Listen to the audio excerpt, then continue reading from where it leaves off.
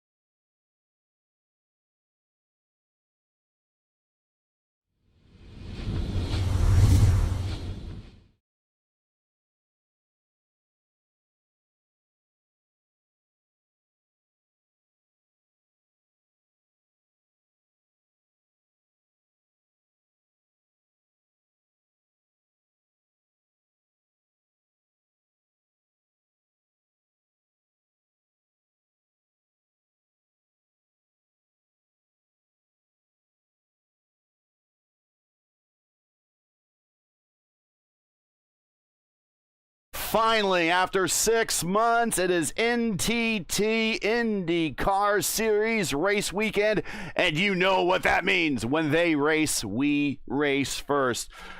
And now it's time for some top split action in the 2026 IndyCar iRacing Series. Hello again, I am Gary Gotzo, and welcome to round one of the 2026 season for the IndyCar iRacing Series.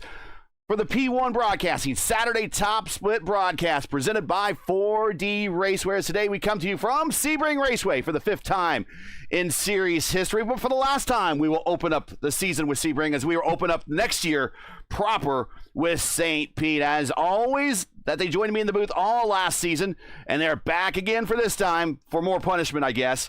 He is a proven winner at the Indy Oval Series. It is Antonio Estrada back with us, and also Ryan Skywalker, former winner of the Majors Indy 500 a couple years ago, back with us as well. Gentlemen, good to have you here in Sebring.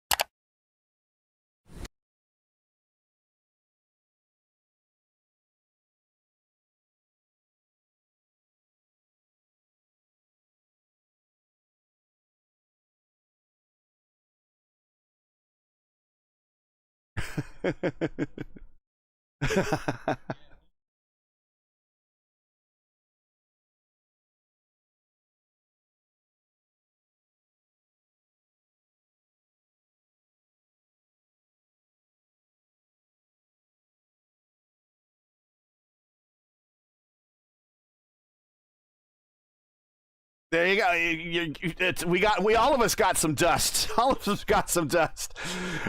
We are now starting to move out for our full length lap, pace lap here. So that's plenty of time to get in tonight's or this afternoon's starting lineup here from Sebring. Go ahead, Antonio.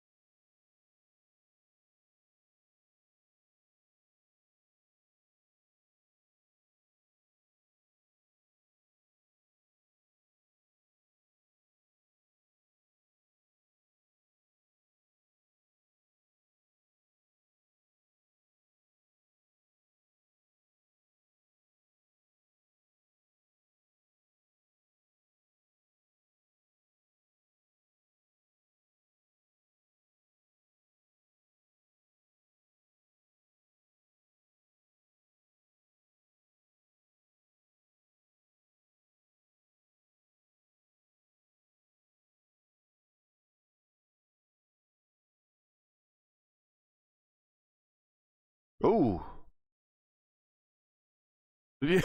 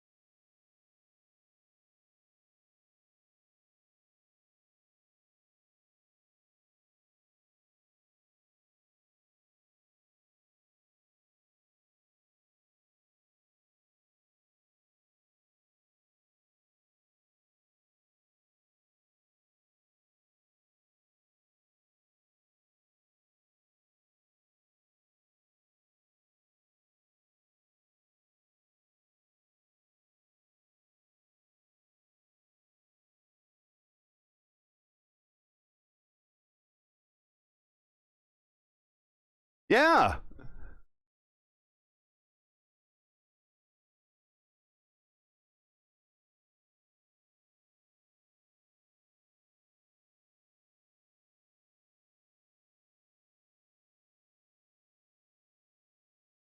Hmm?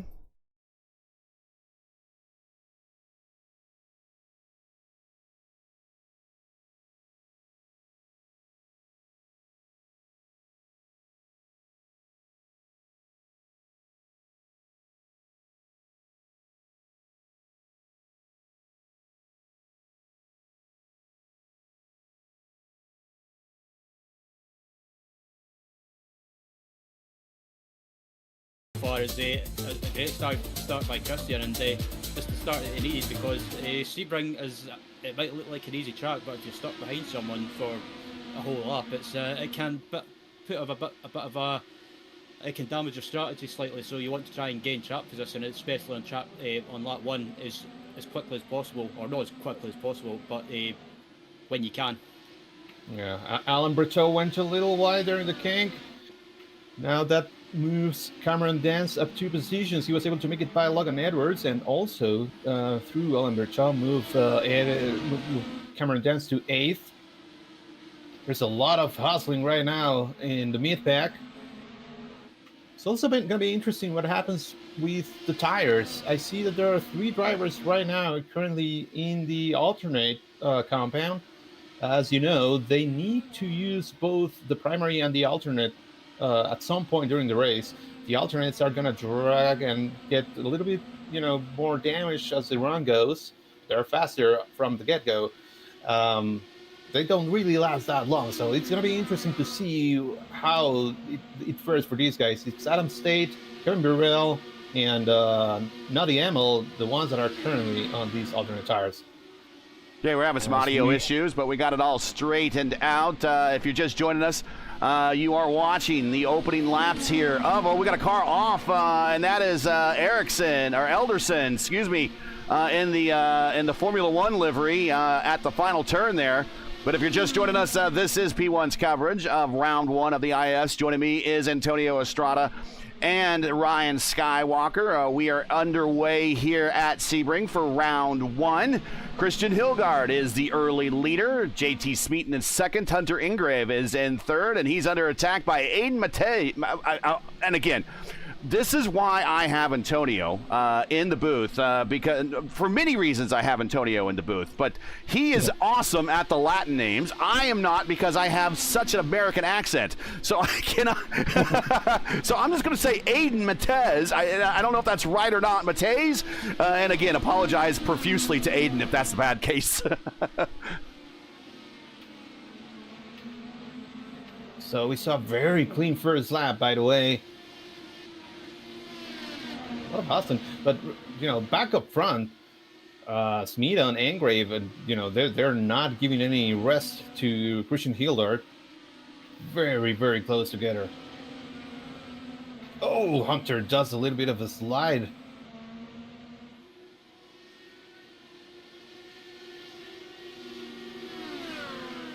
There's Mitch Welker making a move on Anaclimic. Gets it done.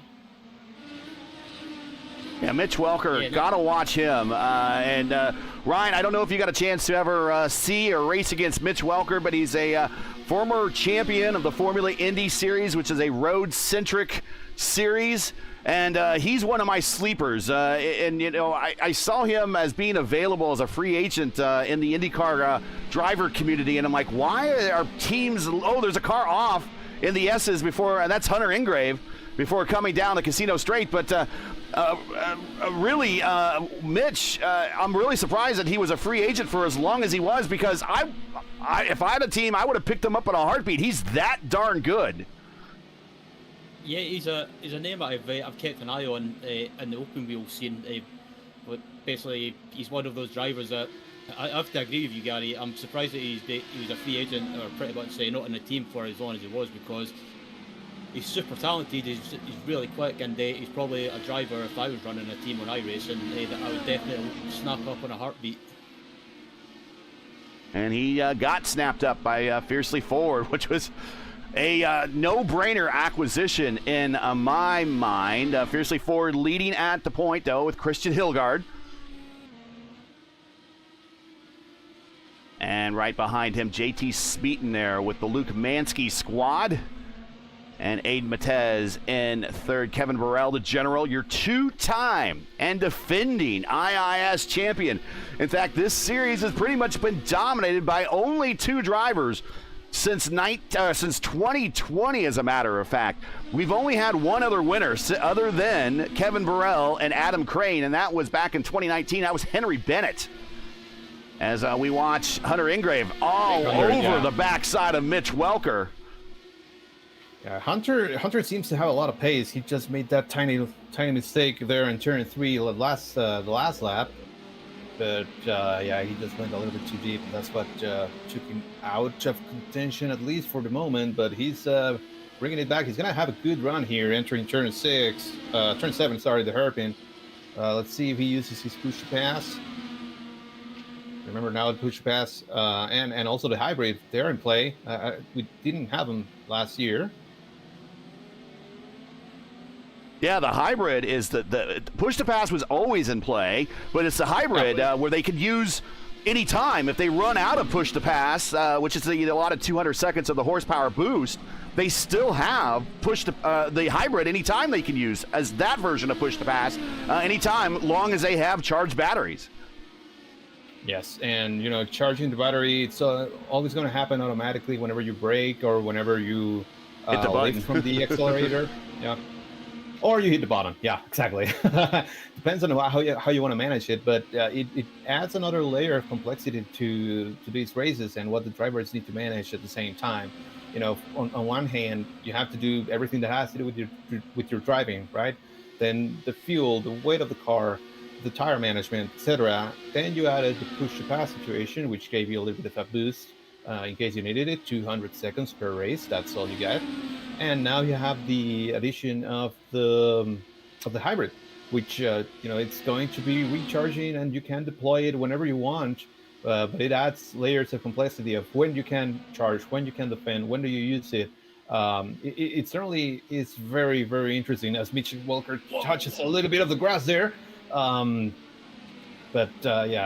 so another thing that they need to keep an eye out on, and that you have to master in order to beat everybody else, is Aiden Mateus has made his way by JT Smith, and now he just passed him. Yeah. Yep. And he's faster than everybody else. Right now holds a purple lap, 141.773, compared to Christian Hildgaard's 149.9. So there are, at least a tenth and a half. And last time by, he was faster by two tenths. So he's coming. He's coming.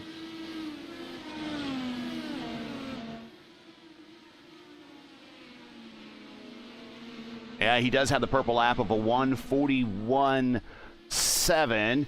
And they are right in the neighborhood of the real world track record. I still believe the real world track record set by Fernando Alonso driving a Toyota powered LMP1 sports car at a 140.1. I think that's correct. A 140.124 in 2019. I could be wrong. Again, tracks that IndyCar does not race at, I don't know the real IndyCar stats. Because when IndyCar does come here, it's for spring training, and they don't even use this configuration. This configuration is strictly reserved for the 12 hours of Sebring. IndyCar uses the not this portion of the racetrack. We'll show you right here. They will use basically what I call this infield portion, the non-airfield portion of the road of the racetrack right here. And this is what IndyCar typically uses for their spring training. They don't even use the full course, so it's really hard to get a real-world read on what the IndyCars would do here in real life, other than kind of what we see in a simulation. Yeah, for sure. It would be very interesting, to have them drive around the full layout. But I guess that's a pipe dream. It's probably not going to happen. And especially with so many cool new tracks that are being added this year to the NTT IndyCar Series, so that's always exciting as well. We're going to have Markham this year. We're going to have Arlington this year, and the Freedom 250. So. And we're going back to Phoenix as well, so a lot of changes, a lot of movement in the NTT IndyCar Series. As I kind of keep my eye out of Aiden Mateus. He is really, really attacking the corners. Right now they're on Collier, towards Tower, but he's faster than Christian Hildgaard. Last time when the lap started, he was around like 8 to 9 tenths off of Hildgaard. Now the difference is currently right down to half a second. So you go through Sunset to complete a lap. Let's see. Look at the run that he gets. Last time by 4 tenths quicker. 142.4 for Hildgaard, 142 flat for Mateus, and it shows. Yeah, you were talking about sorry to go off topic, but you were talking about Fernando Alonso, Gary, and his lap record at Sebring back in the LMP1 days when he was driving for Toyota, and his official lap record was during qualifying, which was a 140.124. So Yeah, these cars, even if it's just the Vertical cars, they're close to that sort of pace. Yeah, very close, within a second, give or take, and I guess they should be faster because these cars got better aerodynamics and are lighter. So in theory, they should be faster, but I think it's just the nature of kind of the sim and how it's programmed. I'm sure in real life they probably would be faster. I'm just guessing. Maybe I could be wrong. If there's a world sports car expert in chat, shout me out if that's you don't think that's necessarily the case. But we're here at lap 7 of 48, currently riding with Aiden over his shoulder over the very liberal runoff areas that they allow these drivers to go on to before getting an X, trying to run down Christian Hilgard. And JT Smeaton in third, the general Kevin Burrell. And I was saying he is a two-time defending series champion. He has won the last two titles in 2024 and 2025. Of course, nothing happened. Nothing of course, officially happened in 2023 on the sim for IndyCar racing. So we'll laugh at that and just kind of move on. But before him was a three-time back-to-back-to-back champion, Adam Crane. And then in 2019, the inaugural campaign of the IIS. Oh, Dave Manino. Dave Manino off. Four-car battle, and Dave Manino was on the outside on Sunset. He just does a little bit of a lazy spin. Luckily, it doesn't hit anybody or anything. He's back in the fray, but lost a ton of places. Yeah, there's a big battle. That was a very aggressive move. 3 wide going into the turn. And Menino is just on the outside where a lot of the dirt is and very bumpy up there. And he gets just a very lazy spin. And I'm going to say from the position of Rashad Craig, that was probably a lot closer than it looked. Yeah. Definitely. It feels like you just barely made it, and then you look at the replay and it's like, oh, okay. Okay, well, it wasn't that bad. I missed him by inches, and it was just like the opposite of catching a fish, right? It was a huge fish, and you find out it's a little bluegill, right? I missed him by inches, and it was like, a full car length. Yeah, well, kind of, but yeah, for sure. It feels so much bigger. Like, oh man, just made it through. There's a big battle between Han, Lodato, Rashad, and Pedro Silva behind them. Again, Menino was in this group, but they're going at it. Pedro da Silva trying to channel his inner Alex Palou. And that might not be a bad strategy, really, as he's all over the back of Rashad Craig, former Open Series champion. Just a little bit of a look. It's going to get a good run here. Probably deploying the, the hybrid side by side. Entering turn 1. Not clear. Oh, not quite clear. But he's in a preferred position. But he backs out. He does. Interesting. He does. Maybe discretion is a better part of valor there, Ryan? Yeah, I was just going to say, I think I'm surprised he never made the move, but on the other hand, it's still too early to get into a bit of a scrap at this stage of the race. So I think Pedro done the sensible thing, just backed out of it, and basically rather than make a fight, just played the safe option.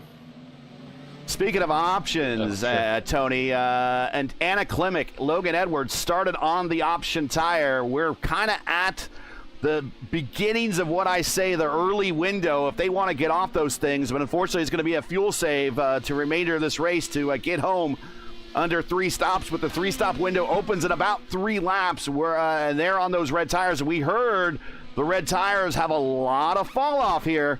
Could they be thinking about hitting pit road here early as an option, or they just want to stay out there and let them run their course? Me personally, I would stay a little bit longer just to avoid having to save a lot of time or a lot of fuel in the other stints. Because if you go ahead and pit in right now, you're going to have to save a ton, and then you're going to hurt your lap time, right? So I would, if it's possible, I would try and get another couple of laps out of these tires. I mean, they are falling off, but they haven't really fell off that badly yet. Anna is still running 8th, and Logan is still running P9. So, they still have enough to fight. I would stay on track just to avoid having to do an oversave afterwards and then not having anything to attack with. Today's race coverage sponsored by 4D Racewear. Check out the line of made-for-sim racing gloves, shoes, and apparel. Visit them today at 4dracewear.com or click on the link in the description. And again, I want to thank Jim Herrick and the fine folks at 4D for coming back for yet another season of the IIS. We appreciate everything they do for the community and the channel. Currently watching the battle between two of the alternate tire warriors right now at the moment. Anna Klimek in 8th, Logan Edwards in 9th. And again, very few started on the alternate tires. I think only 3 cars. Nadi Emmel in 18th also was the 3rd car that started. Ryan, it's looking like the red tire is not the preferred tire, but at least for those 3 teams and those 3 drivers, they're going to get them out of the way early. Yeah, and I think, excuse me. Yeah, I think getting them out the way early might be the best strategy right now as well. So I think when you get the current tyres off, there's a question: do you want to take them off early, or like you guys were talking about, do you want to try and stretch a stint out as slightly longer or as long as you can before the tyres pretty much hit that cliff? Yeah, I agree. And I'm also looking at this battle for P17, 18, 19. We have Jesper Dahlgren and then Nadi Emmel. He's up 10 spots. Then behind him, that's Nathan Moore, the number 2 car in the field, up 7 spots. Behind him, Daniel Ferguson, who just made a tiny mistake and allowed Nathan Moore to go by. Remember, when we were doing the starting lineup, we knew that these guys didn't set a time, but they are one of the fastest in this lobby. They have a massive I rating of 8.5 and 9,000 I rating, so they know what they're doing, and they're showing it so far. Remember, Nathan Moore was in amongst the top 3 for much of last season in the points championship. Went to Williams eSports. I don't see him in the Williams eSport livery this time, so he might have gone to another team. And he is currently pacing the back end of this group. Leading it is former Open Series titleist. I don't think Nick got the Open Series championship, but man, he sure made a run at it, and also has wins at the Oval Series as well in the top split. And also our broadcast partner here in the booth, part-time. He's only here for bangers, though, so this must not be a banger race for him to be not in the booth with us. But Nick Sudik is in 16th. Jesper Dahlgren, this is now, if the livery looks familiar, and we're saying the name, it sounds familiar, but you're not hearing Orman. This is the former Jesper Orman. This is Jesper Dahlgren. He's changed back to his family name, and he is in 17th position. Nadi Emmel in 18th. And there is Nathan Moore, and soon to be joined by Daniel Ferguson. And let's not throw any shade at Daniel. Daniel's very fast, and he's going to be at the tail end of this pack along with Dave Menino. So we right now have a whole battle from 16th back to 21st as Nathan Moore taking a stab to the inside and getting on by Nadi Emmel in the final set of corners coming out of the main straight. Yeah, but Nadi's not giving up. Trying to do a little bit of an over-under, but it's not going to work. I think those tires are spent at this point. Might start thinking about the window's open, to the pit, especially for Nadi, who is one of those few takers on the alternate tire. As Jesper just takes a little bit of a nut, drops a wheel on the grass. That's going to open an opportunity for Nathan Moore. Let's see what happens. Doesn't get the best of runs.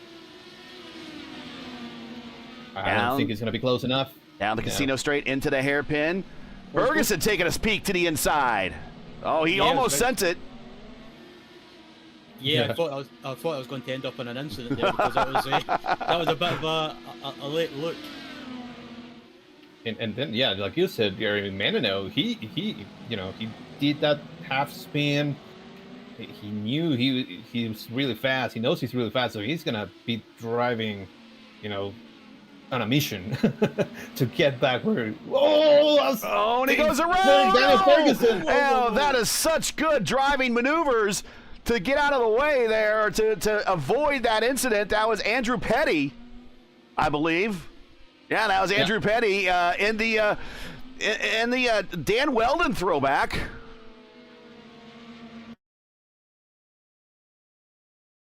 And we'll watch him as he comes. We'll go back a little bit further, and we'll just watch from his point of view and just see how blindly this all happens as the car goes around in front of him.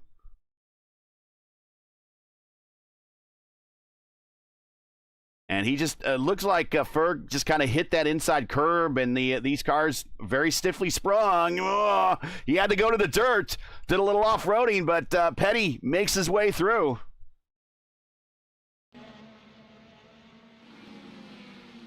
It's moving a little bit up front. I see Kevin Burrell now hounding JT Smeaton there. They're both very fast, and I see that JT Smeaton is now with Luke Mansky Racing. And Luke Mansky expanding their roster. All the teams in the community have been expanding rosters recently. A lot of technical alliances as well.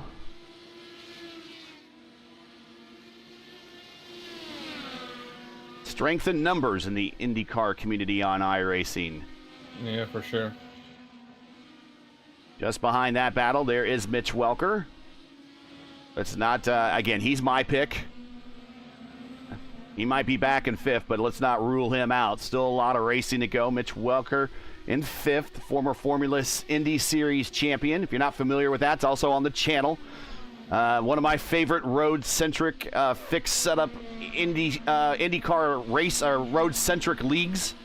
They also feature standing starts, which is kind of unique. So check them out. They will pick back up again in June or July on the channel, but their previous seasons are all on playlists here on the channel. You should check them out. Hunter Ingrave is in 6th. Hunter, bit of a rough week. He's in a new livery, but on Thursday night over on the Elite Racing League, he started from the pole and led the opening laps at Long Beach, part of the Elite Racing League's P1 IndyCar Championship. And unfortunately, fortunate for him, under caution, his wheel DC'd while leading the race, and has ended his day while under caution. And unfortunately, not the day that you wanted. I mean, he started the day great on the pole and leading laps, but had to retire because of the wheel DC. And right behind him is Alan Berteau, former Open Series champion, and picking up racecraft here. He was among the leaders in the championship the previous couple of years here in the IIS, and he's looking again for another strong campaign. He's now attacking Hunter. This is for 6th. Yeah, Alan, very consistent, very fast driver. I think he was in contention for the top 5 pretty much every single race last year. So it's absolutely no surprise to see him here battling for 7th, 6th and 7th with the Hunter. And I was looking at the gap. Right now, it's 14 laps in. We are very close to that first pit stop. And the entire top 7 is just separated by around 7 seconds. He hits the bumps on the high side in the corner. He covers it. But now he's like, you know what? I'm just coming to pit road. Maybe he was coming to pit road anyways, but maybe he made it all. It was planned. It was planned. He was pitted. Okay, I wasn't sure if he's called an audible, and joining him on pit road is former Classic IndyCar Series champion Cameron Dance. Yeah, no, I'm sure he did call an audible. Didn't seem that he was going to pit, but that's he's like Pee Wee Herman. I meant to do that. yeah, exactly. And commentator's curse, but he goes for the alternate. Let's see how it goes for him. As now everybody else is going to have to, respond to this strategy. Okay, now when do we pit? This is the 5th time we've been here. Started off the season. We've been here in 2025, 2024, 2022, and 2021. For 22, 24, and 25, it was all the opening round acting as an analog for St. Pete. In 2021, it was round 2. Last time we were here a year ago, Jaden Munoz over Pablo Espez by 13 seconds. Kevin Burrell started his defense of his championship, and later winning the championship here by finishing 3rd, 24 seconds back. 12 cars finished on the lead lap a year ago when we opened the campaign here. In 2024, PK, Phil Kraus, beat Christian Hilgard. Francis McGinn, who have not seen in a while here on the Top Split broadcast. He finished 3rd that season. And, of course, 2023, nothing happened in 2023. Thank you very much, IndyCar. Thank you.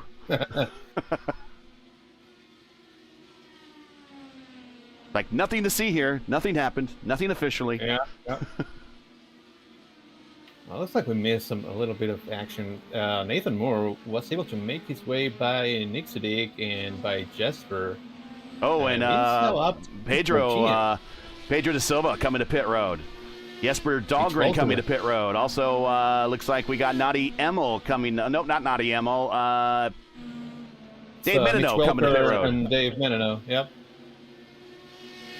Yeah, I mean, I would imagine that some of these guys that are staying out are going to try and run it as far as they can. Well, do the same thing with another one. We are in the two-stop window. At 16 laps, the two-stop window opens, which means 16:32 and finish at 48.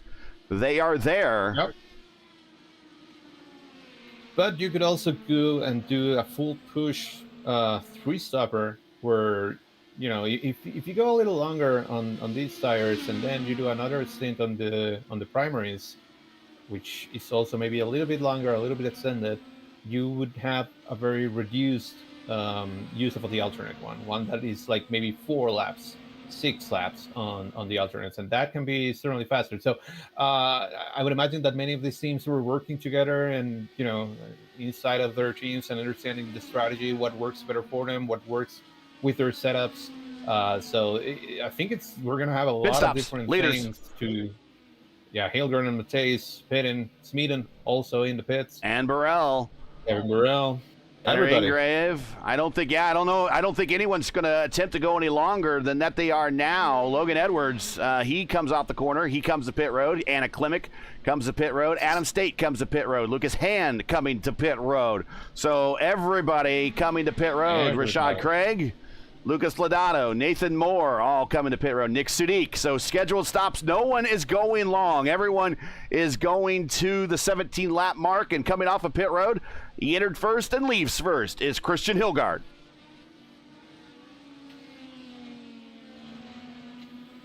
Andrew Petty, Nadi Emil. Burrell switches to the alternates. All right, so everybody has pit now. So Burrell has switched to the alternates. He is going off script, same as Brito. So it looks like the Fiercely Forward squad, Ryan, has split strategies as now we watch a battle between Smeeten and Burrell down the casino straight into the hairpin. Yeah, go ahead, Don. I was just going to say, advantage to Kevin Burrell. Nice move on cold tires. Yeah, go ahead, Ryan. Yeah, I was about to say, I think Burrell had to make that move because he's on cold tires, but I'm kind of interested in the split strategy with the tire options. I thought the whole team would have kept maybe stuck to the same plan, but I guess if you're further back, it doesn't do any harm in a way to try something different. Yeah, I would have figured that somebody might have tried rolling the dice a little bit more, but you know, it doesn't really change it. You can still go a little bit longer and have a shorter stint on the alternates at the end. It's just going to be, instead of 6 laps, it's going to be probably around, 10 laps. So I think it's still doable, but, we'll see. We'll see how it goes and how it unfolds during the race. And again, I mean, you don't win a race by doing the same thing that the drivers in front of you are doing. If that's it, you just have to make your race harder because you have to race harder to catch them and then pass them.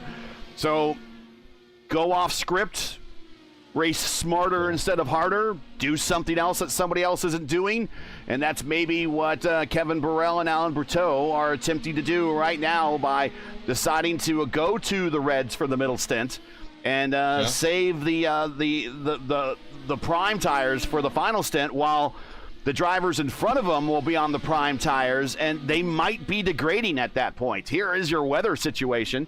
We'll give everyone an update on that, and we'll see if maybe that plays into his hands a little bit better, if the weather conditions are better, and the track temp is actually up a little bit. 95 we started this race at. We're at 97 now, so not helping the red tire lifespan, that's for sure.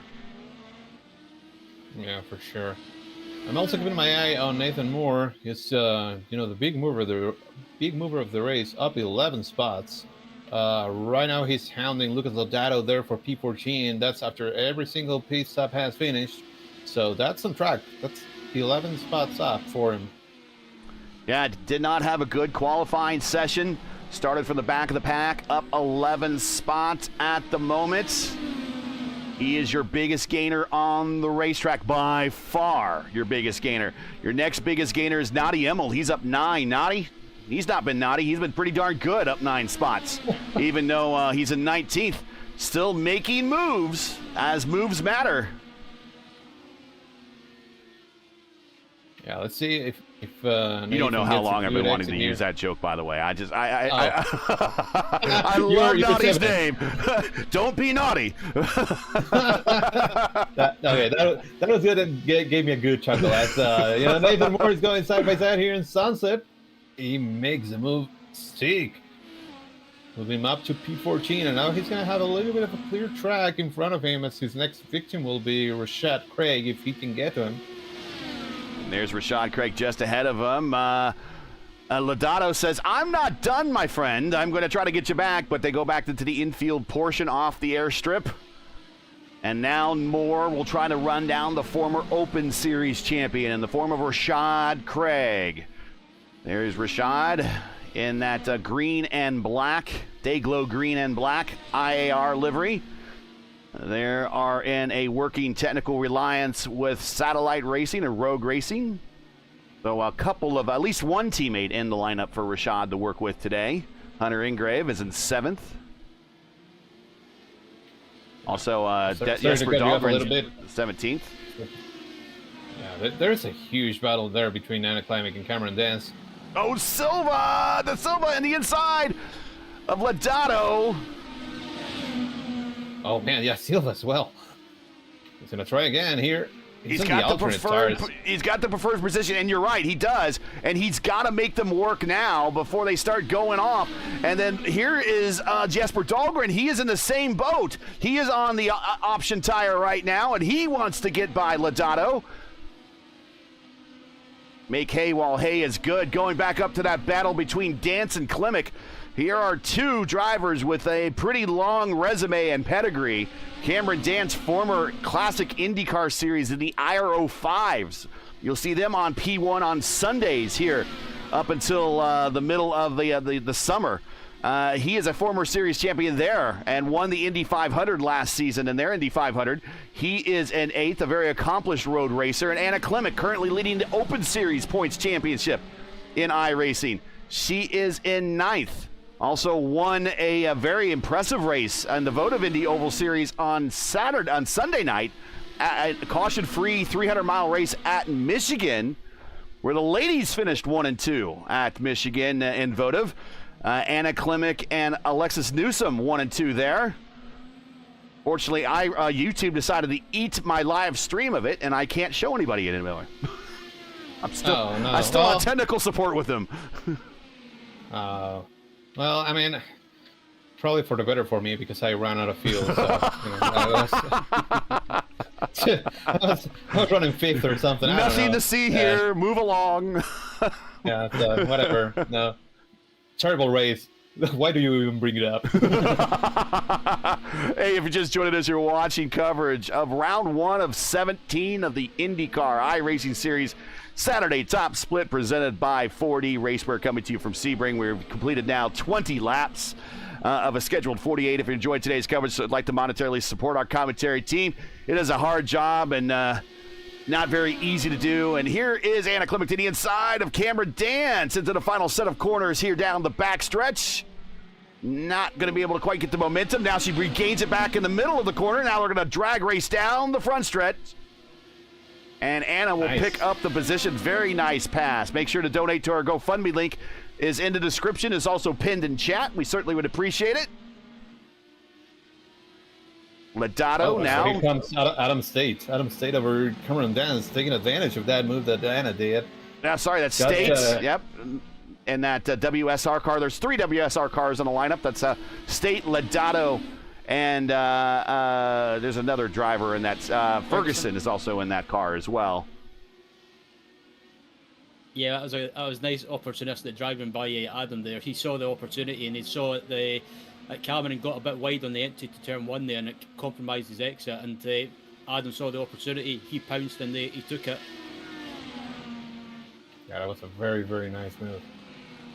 Because, like you said, Ryan, you know, Cameron got a little bit offline while battling Anna, and it showed. Like on entry of turn one, his car was maybe jumping a little bit through some of the bumps that are there, and that upset the car. And you know, Adam State clearly identified that and was like, you know, this is a good moment to send it. Very, very nice move. Opportunistic, like you said, but that's how you have to do it sometimes. So that's awesome. And, you know, welcome to Adam to this, to the IAS. We haven't seen him before, but, you know, his pedigree speaks for him. 6.9 I rating. So.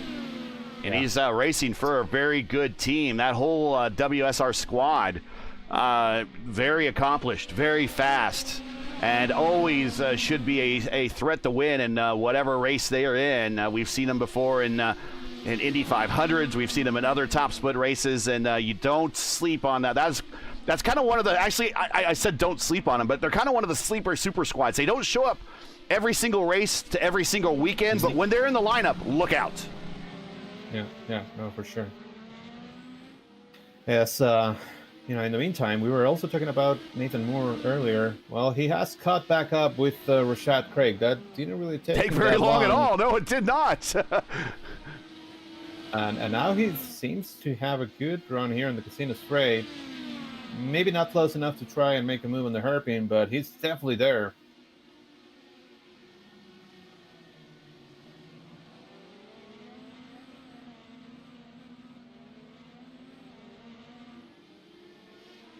Yeah, there has been action nonstop, basically. We've had some other Sebring races where things get really sprung out, and since the place is so massive, you sometimes lose a little bit track of where things are happening. But you know, today we have been seeing fights all over the track, at every single time. So that's awesome. Christian Hilgard currently leads by 0.4 over Aiden. So that battle is kind of stabilized for the time being. And again, they might be waiting for that next round of pit stop and just slug it out between the two of them. They have themselves about a 3-second gap back to the general Kevin Burrell. We'll get some gaps up here in moments. So this is just gaps to the leaders. Smeaton back in third, falling about 5 seconds behind this battle. Welker's still in fifth. Ingrave in sixth. Klimek in seventh. State in eighth. As Berteau, I think, might have had an off. Yes, Berteau on pit road. Actually, not an off. Scheduled pit stop for Berteau. He is pitting at lap 22. And he went only 7 laps on those tires. And he's come in for a bit of a short stop on those red tires. And he's back off them again. I don't know if you can make it from here. I think he's going to have to stop again. Yeah. That's unfortunate. But maybe, you know, the car setup was really not suited for the alternates, or maybe they were already gone, so it's better to do damage control and maybe pit again instead of having to, you know, nurse a broken car or, you know, destroy tires in this case. So we'll see what everybody else does around him. He's kind of at this point. You worked yourself into a position, and now you've made your bed, and you kind of got to sleep in it. And the best strategy at this point, it might not be a win for Allen at this point. Miracles can happen, and that might be what it would take. And that's no offense to Allen, but at this point, maybe making that stop now is a chance to at least improve upon the finish and get the best possible finish out of the day, knowing that maybe a win and maybe even a top 5 is out of the question now. Yeah. Why risk maybe ended up last, where you maybe can salvage, I don't know, a P15, maybe even a top 10 at some point. And we don't know what the strategy is for everybody else, right? Like, the track conditions have been different. We have seen teams do 3-stoppers. I don't think I have seen anybody do a 2-stopper in the previous time slots. But, you know, maybe the 4-stopper is better this time. I don't know. I guess we'll find out as the race unfolds. I think at the moment it does seem to put him in a disadvantage to everybody else. But, you know, we never know. until the checkered flag flies. Riding with Aiden right now as he still runs down Christian Hilgard. Still, from my understanding, from what I've been told about Aiden, he is still very much learning these cars. And we've seen in a couple examples of other races and other series that we've covered a number of drivers from other that have other car specialties in iRacing have been jumping to the R18 and have been picking it up pretty quickly. These cars are not easy to drive, but Aiden, one of those. Daniel Falkingham that we see in the Elite Racing League. Of course, we know him as a Coca-Cola E-Series driver or E-NASCAR driver. He's been doing well in some open races and is also over in, the Elite Racing League and the P1 IndyCar Championship. And we've seen a lot more of these drivers, Ryan, that are hopping in the IR18 for the first time and seem to be doing well. But these are not easy cars to drive at all, and especially on top of that, you add the hybrid, which is an additional option. Even in this is an open setup race, but even in fixed setup races, the hybrid is an additional thing you have to manage on top of the roll bars and the weight tracker and the engine mapping. Can you imagine how much hands-full you have in these cars on an open setup race? Yeah, absolutely. Go ahead, Ray. Yeah, I was just going to say that it's one of the, like you say, you've got loads more to think about from basically in an open setup race, say from a fixed setup race like you mentioned. Basically, just having to think a little about loads of other stuff like you say, anti-roll bars, when to adjust them, when not to adjust them, and they also as well with the hybrid, say when to use that and when not to use it. And there's a lot more to process in your brain, and sometimes that can be. It might sound silly, but sometimes that can even just thinking about that, it can be mentally challenging. Yeah. No, it's certainly very challenging. You have to manage so many things. You don't have any breaks, in these races because there are absolutely no cautions. Your only breaks come whenever you go to pits. But then you're also managing, like, okay, how much fuel am I going to get? Am I going to change anything to the wing or anything? There are so many things that you have to be managing on top of everything during a race. So it's great to see some of these drivers come join the series and get acclimated quickly to the car, although they're not easy to drive, and they're not easy to drive on the limit. So yeah, it's great to see. As I was just watching this group of Anna Klemic, Adam State, Logan Edwards, Cameron Dance. Logan just went by Cameron. Looks like it's car right now. Cameron Dance is a little bit nervous, and now he's falling and getting closer to Lucas Hand behind him. We haven't really talked a lot about Lucas Hand, but he's been doing a great job. Also, another one of those drivers that we hadn't seen before in the IAS, but again, another one that is no slouch. I don't think anybody's a slouch in this particular Now SOF. with a 5.1 strength of field. Yeah, so I mean, everybody's really good, but we hadn't seen him. He's currently holding strong, 11th place right now, up 4 positions from his qualifying position, and getting really close to some veterans like Cameron Dance. As we see Logan Edwards trying to do a little bit of a fade there. Like, hey, I'm here in your mirrors, Adam. Give him the old nose and see what happens. Maybe, pump fake Adam into making a mistake there in the braking zone. But Adam too much of a still will driver not to be broken by that. But keep saying it over and over and over again with these cars. They're not easy to race. They're not easy to drive. But iron sharpens iron in these cars. The more you put into them, the more you get out of them. So if you're watching from home and you're thinking, I would like to be a part of this, I want to try this, it is not easy, but it is extremely rewarding once you figure it out and once you get the feel of these cars in your hands and under you. Once you get a feel of them, it's like no other feeling. You don't have it with any other car on the sim. The IR18 is unlike any other car on the sim, and that's kind of what makes it so special, and in my opinion, the best car on the sim.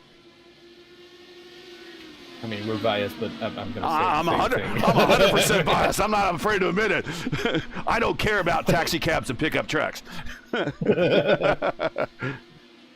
I just went back a couple of laps. Looks like Nutty Ammo had an incident. Go ahead. Sorry, pick up your incident. No, that's fine. I just wanted to report that Naughty Amel had a little bit of an incident entering the hairpin, got very loose, touched the car of Pedro da Silva, but then lost it, lost the wing, lost the entire front end of the car. Oh. It's going to be day done for Naughty Amel, who had been doing really good. He was one of our biggest gainers, up 9 positions at the time of the incident, but it's going to be day done for Naughty. He was on that AlphaTauri livery. We need to get him an IndyCar livery. Yeah. I would say that's the reason why. Yeah. Don't come to an IndyCar race in a NASCAR, or definitely don't come in an IndyCar race to a NASCAR livery, but don't come to an IndyCar race in a Formula One livery. Unless it raced in IndyCar before. Then you could do that. That's legal. Like, you could do Red Bull in IndyCar if you wanted to, because Red Bull at one point was an IndyCar. Don't come. Don't come with a Ferrari livery. In other words. Fair. But what about the McLaren Kyle? You could come with Papyrus. You could come with Okay. You can come with Papaya. It's because their cars this year are Papyrus and IndyCar as well. Varying shades of it in different configurations, but yeah. Oh, watching this battle. More specifically about the Kyle Larson livery. Oh, the Kyle Larson livery is kind of a joke livery, because we ever know it's the running joke in the community. If you're in the Kyle Larson livery, chances are you're basically a Fox 1, right? You're a missile. So, Logan Edwards goes long into the braking zone, trying to get underneath State, and he might have banged wheels with him. Yeah, he sure did. And he loses 3 positions. He's going to have to get that back. And on top of that, Ryan's going to cool those tires off. Yeah, absolutely. I was going to say it might have I'm just watching the replay from my side, and that was a bit of a touchy if you like, a bit of argy-bargy as well. But yeah, going to have to get the tires back under control, because now on iRacing, if you even get a slight slide on these tires as well, you can compromise them, and they can overheat slightly. Let's watch this again. He just gets a good run, and I'm going to say, again, this really shows this is a 5K strength of field race, because that was, Tony, there was a lot of racecraft involved there. That could have easily gone bad and become at least a 2-car incident. And if anything, it was not the greatest outcome for Logan, but all things considered, I still see all the wheels on all those cars still turning. Yeah, 100%. I mean, and I think we have seen a couple of those incidents today where they are getting close to each other because they are so closely tied together, right? They cannot get away from each other because they are so fast, all of them. They know how to get the most out of the car. But in lesser hands, that would have been a massive wreck. We also had that incident that Dave Menino had with that spin that we called it lazy spin. Well, that's because he saved it. Same with Alan Breton earlier, and some of these other things that have been happening. It's because these guys are really good at controlling their cars. So Hunter Agrave also lost it a little bit earlier, but he only lost like 2 or 3 positions. The same thing happened to Logan. So, very, very interesting to see how they're handling. It looks like State is missing the apron at the same turn every time. It's kind of opened himself up for attack from behind.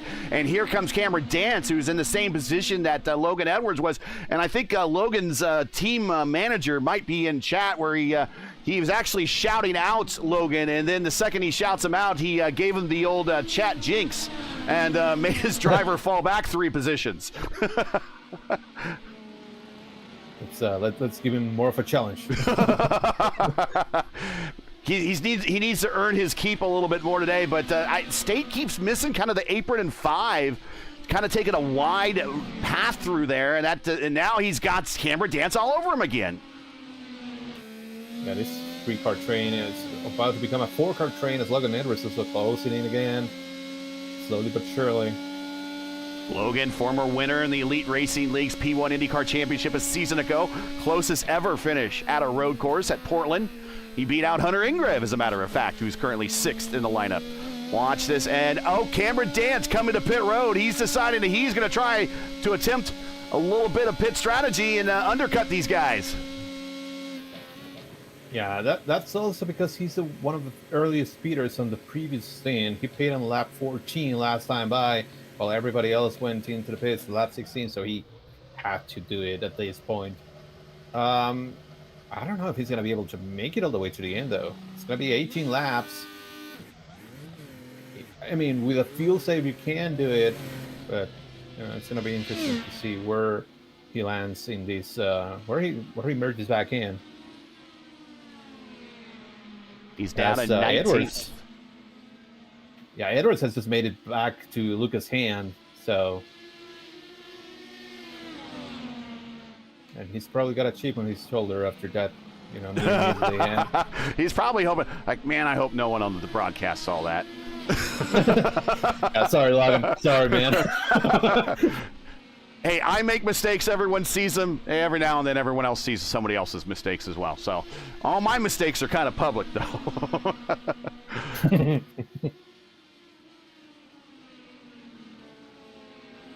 19 to go here at Sebring. Thanks for joining us. The next round of pit stops starting to open up.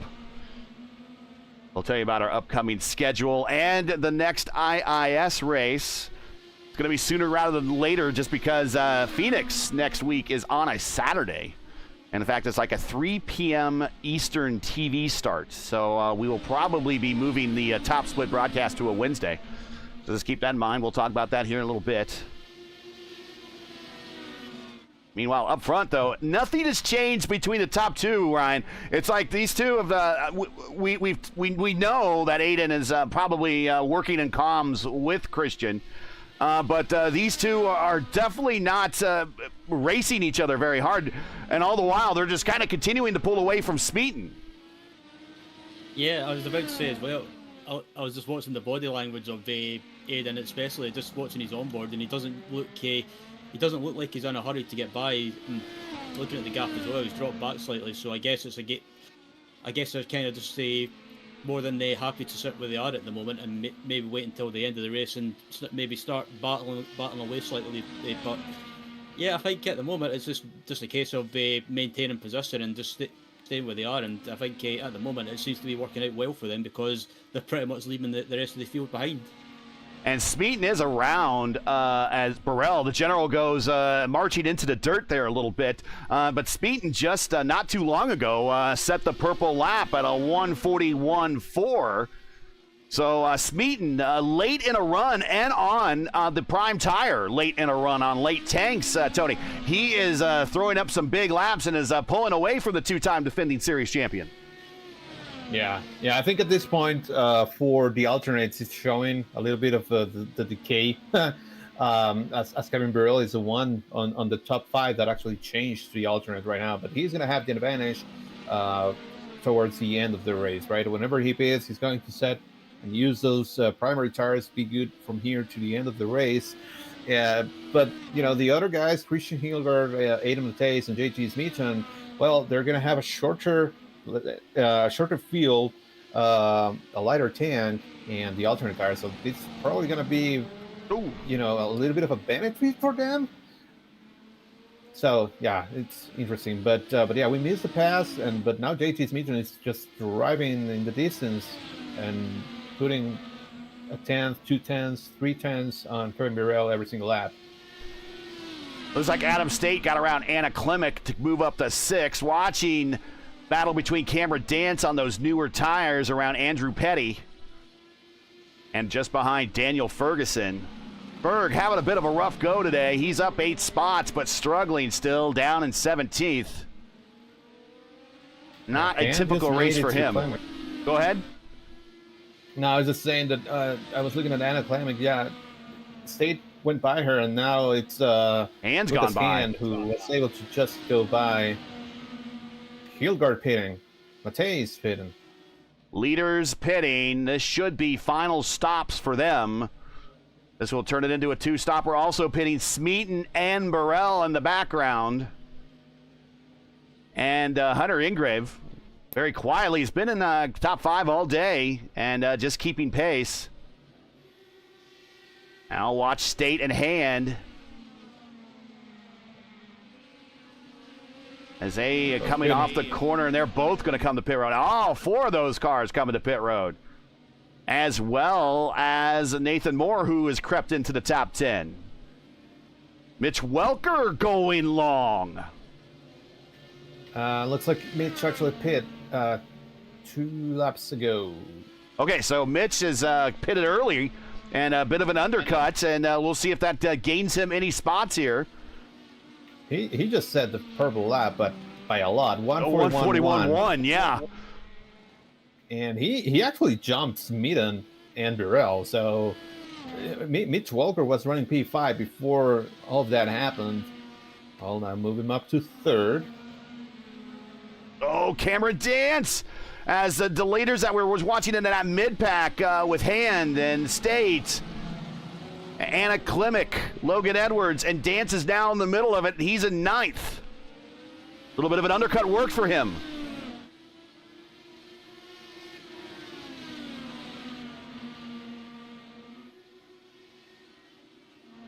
Pedro Silva, as who is in the Visa car? Visa car is having a hard time. That is Elderson. Very slowly and off the pace at the moment. Yeah, I think Elderson was collected in... David Minato with a meatball flag. Something happened to Dave. Well, Dave actually was the one that hit Naughty Emil. Okay, so that's been for a while. Okay. Yeah. Christian Hilgard pulls away now from Matisse by 1.34 after that pit stop. And both have decided to go to the prime tires. Aiden goes wide into the corner. Gets into the dirt a little bit. That's going to cost him a little bit of time.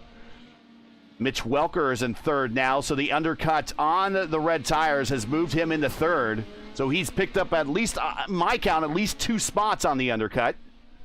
Now Kendo's tires hold off JT Smeaton, who has slightly fresher reds right behind him with 15 to go.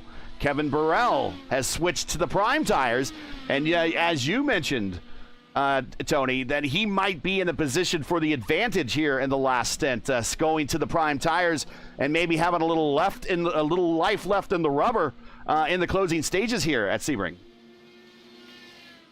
Yeah, I mean, I think for now the advantage is in the guys that move to the alternate, but it's not going to last forever. Like right now, they're setting bangers of laps, but that's going to even out, and then it will actually drop off a little bit. We're actually seeing something similar right now with Cameron Dance, who is on the primaries, and he has behind him. He has every single red car, pretty much. Oh, and gets in there hot. Oh, that was very close. But yeah, but both these guys, Lucas Hand and Adam State, they're on the alternate tires. They need to get the good out of it right now, because otherwise they're gonna even out, and then towards the end of the stint, they're gonna be actually a little slower. As Christian Hilgard goes purple, 141 flat. Mateus is like, I'm not done with that. I'm also gonna do a 141 flat. It's just 0.3 slower than it, but they're putting bangers of laps right now with those alternate tires. But again, that's going to settle out in maybe like 10 laps, and then it's going to be like, okay, who was able to save the tire the best to get to the end? Actually, I think that the lap difference between the two on that lap was 0.003. 2,000s, I think, just about. Give or take. Yeah, 2,000s. Like, he was virtually doing the same pace. I mean, that's pretty impressive. I mean, that's at that point in this race, you're still able to turn the purple laps. Still watching this battle led by Cameron Dance. This is 8th, 9th, 10th, and 11th, and 12th. But Ryan, very lurking just off in the distance is Nathan Moore, the second-ranked driver in this race. According to iRating, that's how he gets to number 2. He is now up 13 spots into 13th, and he might pick up a couple of more freebies in front of him if he gets there and those racers in front of him race a little too hard and start banging off one another. Yeah, I was going to say, he's been closing this pack down really quickly, and I think if they keep holding each other up, Nathan will definitely be there to possibly gain some more positions. But I think if you're Nathan, I think if it was me, I would go maybe just plan ahead and just try and catch up to the pack, but don't try and make any moves straight away. Just close up and see what happens, and basically plan what you're going to do if the pack in front of you get caught up with each other. But I think where he is right now is definitely the perfect position or perfect view that he's got. So if anything happens, he can just pick up some more positions and just drive by as everyone else gets caught up. Checking in from he's in a really good position here to pick some of these positions out. I think he's going to reel him in. I mean, he was like 5 seconds behind this group, like a couple laps before the pit stop, and now he's just a second behind him. That's anticlimactic. Yeah. Falls back. She kind of wanted to let everybody by. I don't know. Maybe she has to hit a number or something. But now she's dropping back a little bit more, and it's basically maybe like 3 car lengths in front of Nathan Moore. Oh, Moore's there. If he gets a good run here, if he gets a good run here, he might send it to the inside on the hairpin. It's pretty amazing at this point in the race. We've done roughly just shy of 135 miles, and the fact that we have P8, 9, 10, 11, and 12, and 13 in the order after this point in the race all together says something about, again, the racecraft of all these drivers, of how hard they're pushing. This is not a marathon, folks. These guys are treating this very much like a sprint. Yeah, 100%. I mean, and to be that close to each other for the entire race, because these guys have not been able to separate from each other at all, and to make basically no mistakes, although, we had that near miss with Logan earlier before, but, they're still in here, all of them. It speaks volumes about the capability, the quality of the racing that these guys have, the racecraft that you mentioned. That really showcases why this is a top flight IndyCar racing, right? In iRacing. So, as Alan Berchois is now going to his final pit stop, again, we knew that was going to be happening. Yeah, he's going to drop from P7 probably all the way back to maybe like 15th or so. 14th or 15th, Moore. yeah. Nathan Moore is there.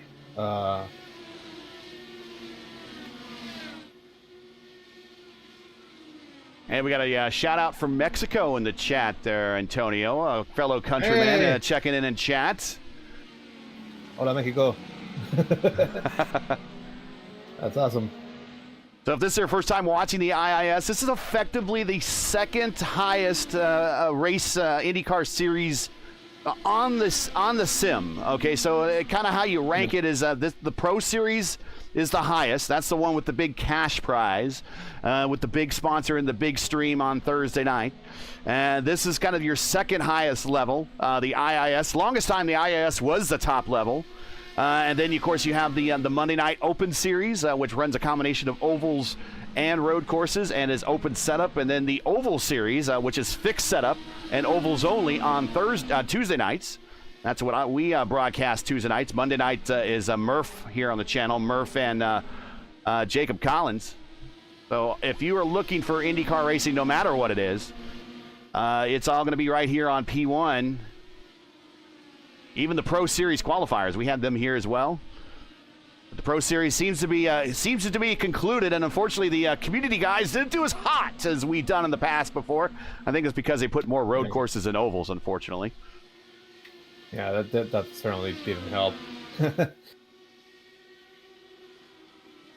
Hey, I'm also keeping my eye out on that battle for the lead. Yep. We saw Christian Hildgaard put a 41 flat, and then Adam Matej basically match him. Last few laps, Matej has been maybe a tenth quicker, maybe a couple hundredths quicker, but he's closing in and closing in. Lap traffic is involved just ahead of him. That is Jason Green. We have not shouted him out at all in the green car. And he is just ahead of them on the racetrack. Green is last car on the lead lap. 22 cars on the lead lap right now. We started this thing with 28. 23 are still running. Not a lot of attrition in this one. We had some attrition in the opening laps. Spickett is currently classified in 28th. Will Weiser, not a good start to his championship in 27th. Nadia Emmel, 26th. as green goes to the inside down the straight here. This is the Ullman straight, very, not the very classic move. Not the Tracy Ullman straight, but the Ullman straight. You probably don't know Tracy Ullman, do you? I've heard the name. No, so there was a special. She was a comedian, and she had a special. Speaking of our Fox partners that will be covering the IndyCar race, and by the way, no spoilers on qualifications. We don't want to know any of that. By the way, I still have to watch that. I have an idea who might be on the pole, but I don't want to know officially. But anyways, Fox. Tracy Ullman had a show on Fox, and one of her skits that they had on her show was the very early Simpson episodes, or some early Simpson skits that got spun off to their own series on Fox. And of course, what do we have, 25 years later? So yeah, that's the Simpsons started on the Tracy Ullman show. There we go. Okay, that's why the name was familiar. Aha. Aha. I think it's like 28 now, 29. It's amazing. It's just amazing that that is I think the longest running Fox show. Yeah, hard to top that one. It's you know, from a and I can't say too bad things about Fox because they're now partial owners of IndyCar, but I don't want to say too many bad things about it. Forgive me, Fox, but they were very quick back in the day for pulling the plug very early on a lot of series. Firefly was one of those, but they would pull the plug very early on series if they didn't like them for some reason. And the fact that the Simpsons have been around for almost 30 years. Yeah. Remember they pulled the plug on Family Guy, and then they brought him back. That's right. Yeah, I had forgot about that. Yeah, Family Guy's been going for quite a long time. About 20 years as well, yeah. 20 years, yeah. So that's about actually 20. Oh, crikey, I'm showing my age now. Welcome to the club. Mitch Welker. Yeah, I'm 37 years old, and yeah. Oh, he's not gonna make it. Yeah, Mitch Welker's been in. Yeah, so we didn't expect. We were questioning, but we weren't sure. And unfortunately, he's going to make an extra stop here at the end. And this is going to be interesting. He's going to be able to go with the alternate tires, I'm imagining here, with 9 laps to go. And Ryan, he's going to throw down some Red Bull laps. Yeah, I was about to say, I think at this point of the race, as we're just getting to the closing stage, it's just a case of sticking the tires on and trying to put in some quick laps. And here is he rejoins just in front of this group with Nathan Moore, with Logan Edwards, with Adam State. Let's watch the replay of him. Yeah, it's probably rejoining the worst group possible on the racetrack, and he joins it right there, right in the middle of it. But it's a benefit. It's an advantage for him. As we love Logan Edwards getting loose there off the corner. It's an advantage to him there with the freshest tires. While they've been all racing hard, their tires are kind of degraded now at this point. Yeah, the problem is going to be making passing opportunities for himself, right? Like, this is not so easy to make. Battle for the lead, and Maiden gets to the inside on turn 17, and he passes Christian Hilgard for the first time all race long, and he's going to pick it up with 8 to go. But Hilgard isn't done yet. He's coming here. I think it's better off sending it to the inside wall. But we got 2 battles going on at the racetrack at the same time, but we got to watch this. Aiden slides it through the S's.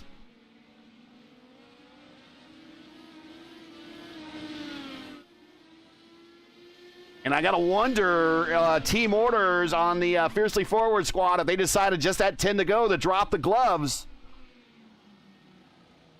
Yeah, I had a feeling that maybe Aiden was hanging back just slightly, maybe just looking after his tires possibly, and maybe just planning what he's going to do. And I think at this point it's pretty much say that I think both drivers, or even both drivers and the team as well, pretty much decided that you can pretty much go for it since we've got a safe gap behind us. And Hilgard from Denmark, and of course coming off the USA winning the gold medal. We're talking hockey. We know Denmark knows how to drop the gloves. So maybe he's like, okay, all right, we'll line you back up. We'll get a draft on you down the front stretch here as they start to come on to the back stretch, and maybe line them up for another opportunity. And again, Hilgard also might be saving those tires as Aiden goes defensive to the inside down the Ullman Straight into the final set of corners before coming on to the main straight, coming to 7 to go. Aiden goes wide entry, low apex for Christian Hilgard. Oh, and you're right, It's Aiden, so right close to the out to wall. that wall. I think they're going to be. I don't think they're going to be able to make it, any of them, especially with the pace that they're going in.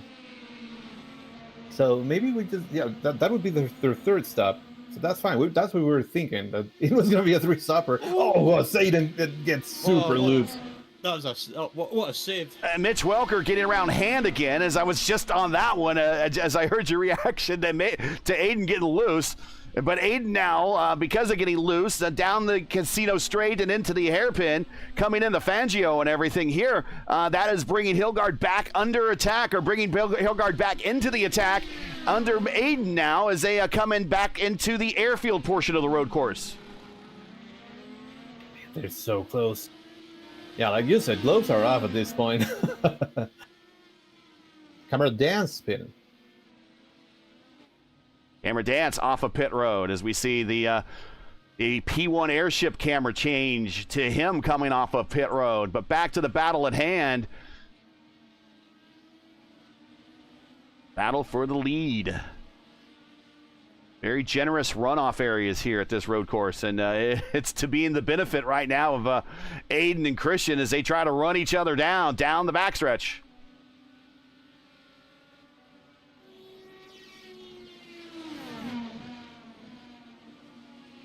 They're running so similar lap times.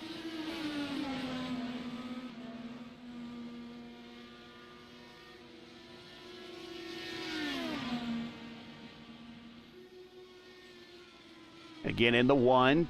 Now they're just basically they're so close to one another and mirroring each other on the straightaway. If you get it from a low camera angle, this looks like one car. Yeah.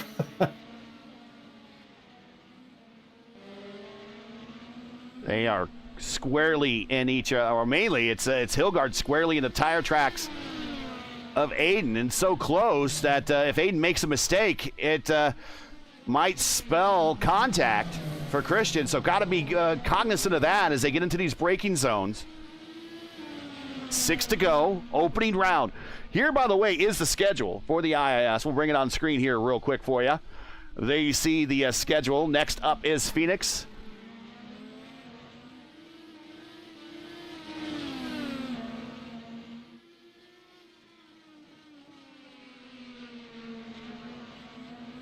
And today's coverage is brought to you by 40 Racewear. Check out their line of made-for-sim racing gloves, shoes, and apparel. Visit them today at 40racewear.com or click on the link in the stream description. And I'm willing to bet, Ryan, you've done some long races. Tony, you've done some long races. A nice set of gloves in a race like this, which is a 100% length race. That's what we do here in the IIS. A nice set of gloves would probably be pretty good today. Yes, please. Yeah, I was about to say, I think, I do set of gloves of death. As Aiden runs slightly wide into the final corner. With so much momentum on the high side for Aiden, though, as he comes right out to that wall there, that exit, the little kick out on the wall there. Yeah, and that's the thing with the final corner as well. You might think if you run wide slightly and you get on the bumps, it compromises you. But if you can hold that momentum and carry the speed, it definitely helps on the exit of the corner, and that it definitely helped Aiden get that run on the exit. While we watch this battle, super quickly, Kevin Burrell made it by JT's Meadham again for that last piece of the podium. So move Burrell up to third, Meadham back to fourth. Still a lot of jousting around. This has been a very interesting race. Normally, when we have our season openers, it's by this point in time, we're kind of talking about the upcoming IndyCar schedule. We're trying to find other things to talk about because there is literally racing all up and down the top 10. I mean, this is fantastic. Normally we have a dry portion of the race and we would kind of be in it and races in the past. These guys have brought their A game today. Yeah, no, 100%. I mean, there are still batters going. It's 44 laps after the fact. It's crazy. It's been a fantastic race so far. What an opener. We'll watch this battle here between Logan Edwards and Lucas Hand. Once again, if you're just joining us, you're watching P1's coverage of the IndyCar iRacing Series Saturday Top Split presented by 4D Racewear, coming to you from Sebring. We're Aiden Mateys, and again, if I'm hopefully saying his name right, and if I'm not, Aiden, I highly apologize, is currently your leader. Thanks for joining us. Make sure to smash the like button, subscribe to the channel so you don't miss out on the next race. The next IIS race for us here is a special Wednesday edition of the Saturday Top Split, 8 p.m. Eastern Time on March 4th. As we will be, as a series returns to Phoenix, albeit improper Phoenix Raceway. Proper Phoenix is Legacy Phoenix. Improper Phoenix is a new Phoenix. And if I sound biased, I completely am biased. And here we watch Logan Edwards, big run on hand to the inside, down the backstretch, and he's going to pull off that pass and move Logan Edwards up to 7th.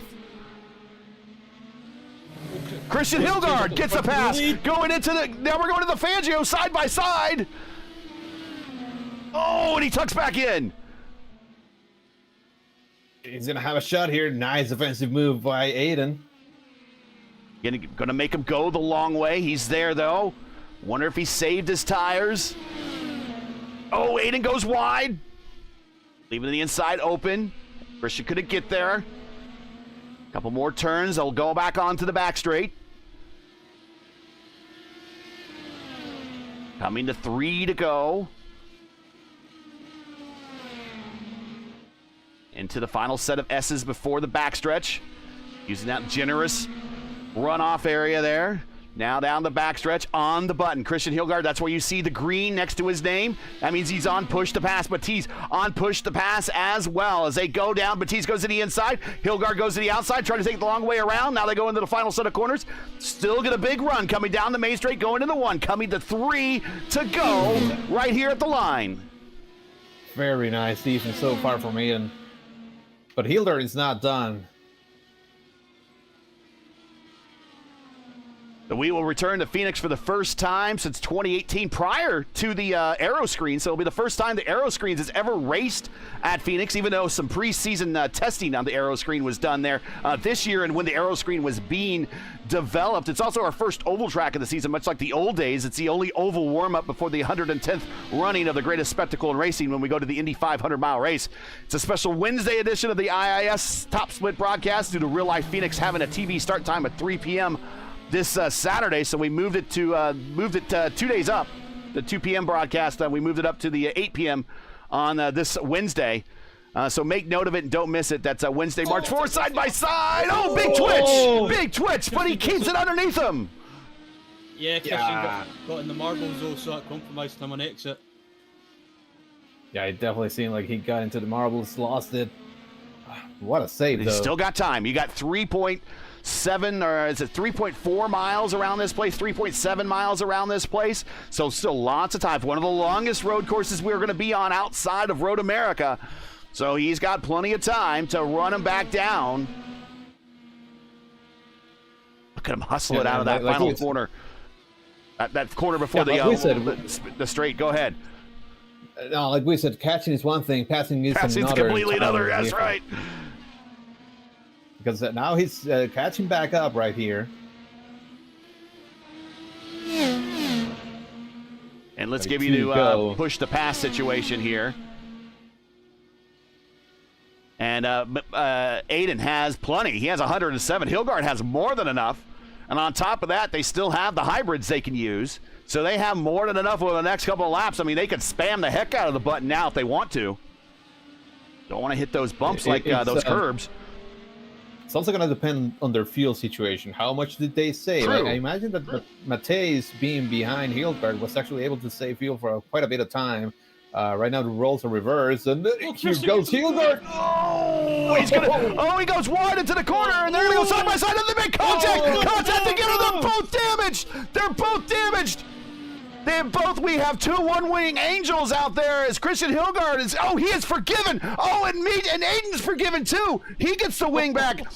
Christian gets the wing back. The iRacing gods forgave him, and they give him the wings back after making contact, wheel-to-wheel contact. Is there any other damage unseen? 2 to go. I'll tell you what, Kevin Burrell, he's got to be liking that. Effectively, these are teammates of his, so he's got to know about this. I'm just looking at Christian's car as well. The left side of his car, he's got slight left side damage, so that might affect his straight line speed down the back straight. Oh yeah, he does have damage.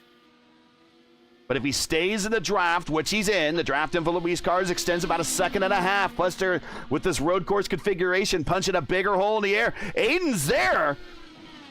Yeah, Hilgard's side butt is really and damaged. it's flapping in the wind there. Now you see it on the camera shot there. White flag out. Here, Matej is gonna have a great shot here. He's waiting though. Yeah, I think he might be waiting for the hairpin. Can he get into the draft behind him, down the casino straight into the hotel hairpin there? And you see it waving in the air. And I'm surprised there's no, even if it was a meatball flag, he wouldn't answer it. So I'm surprised that there's not one, but here he goes. Aiden's going to be there. I don't think Aiden's going to be close enough, though, and he doesn't, and that's going to be one last passing zone that he's going to have to attack Christian now. Christian will have to defend over at least 2 more passing zones that Aiden will have to attack. I mean, last time by, they both were very slow. 144.7 for Hilgard, 145.3 for Aiden. Kevin Burrell is catching. Right now, it seems that they are playing nice to each other, but they are clearly slower than everybody else. Kevin Burrell is now just 4 seconds behind. I don't think he's going to have enough time, but, weirder things have happened. They bang wheels again. Wheels again. At a football field a second.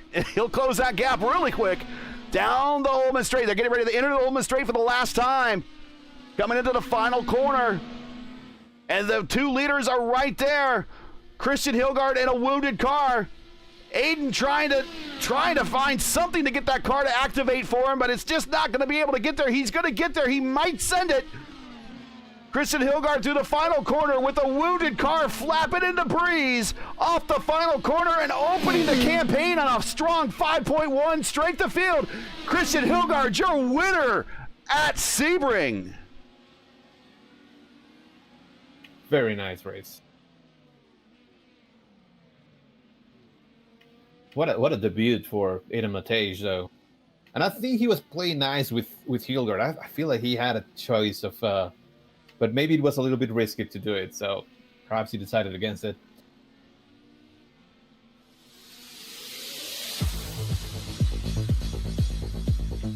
And then the field situation, I don't think that many drivers are, they're probably with a dry tank.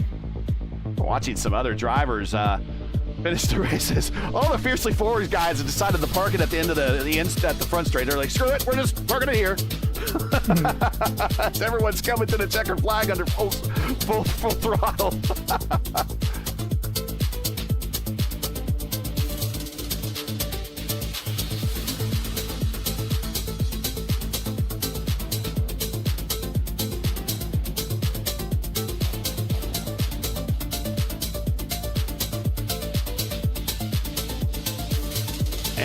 Here are, my overlay's a little weird here.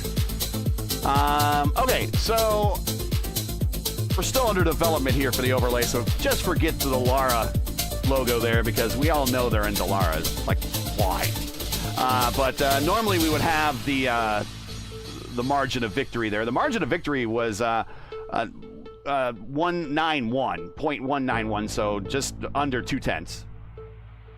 Christian Hilgard with the win. Aiden second. Burrell. So I guess unofficially, we'll let them dub it for us. This is a fiercely forward podium sweep. You don't see that very often in real IndyCar racing at all. I can't think of a recent situation that's happened.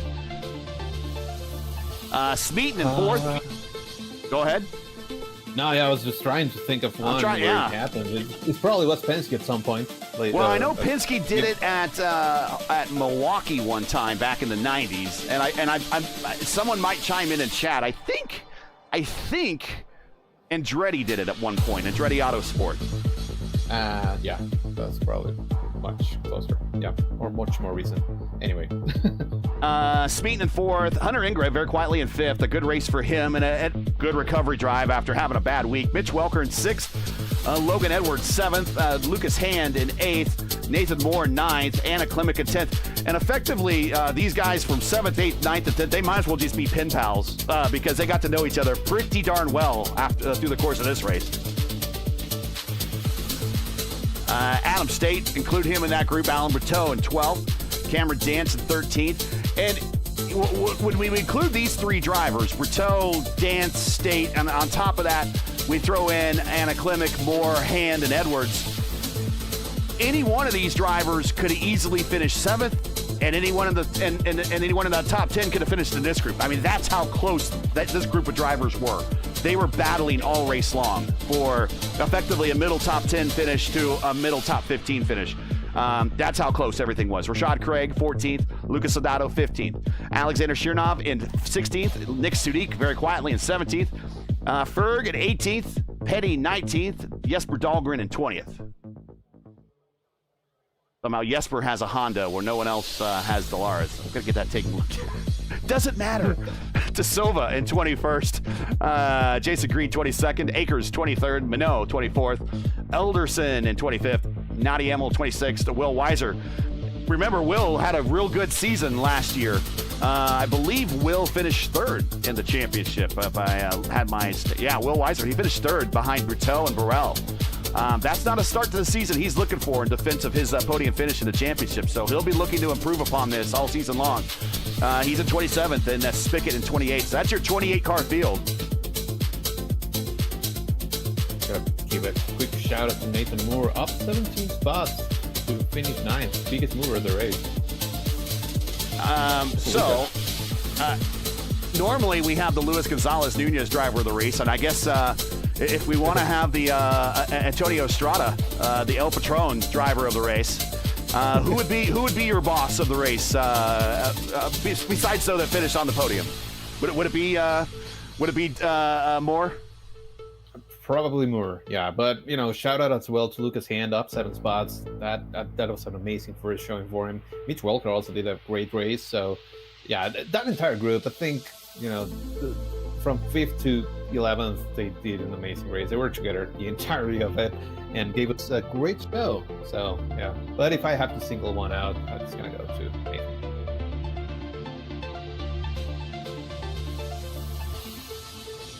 All right, we'll get into the interview room here in just a second.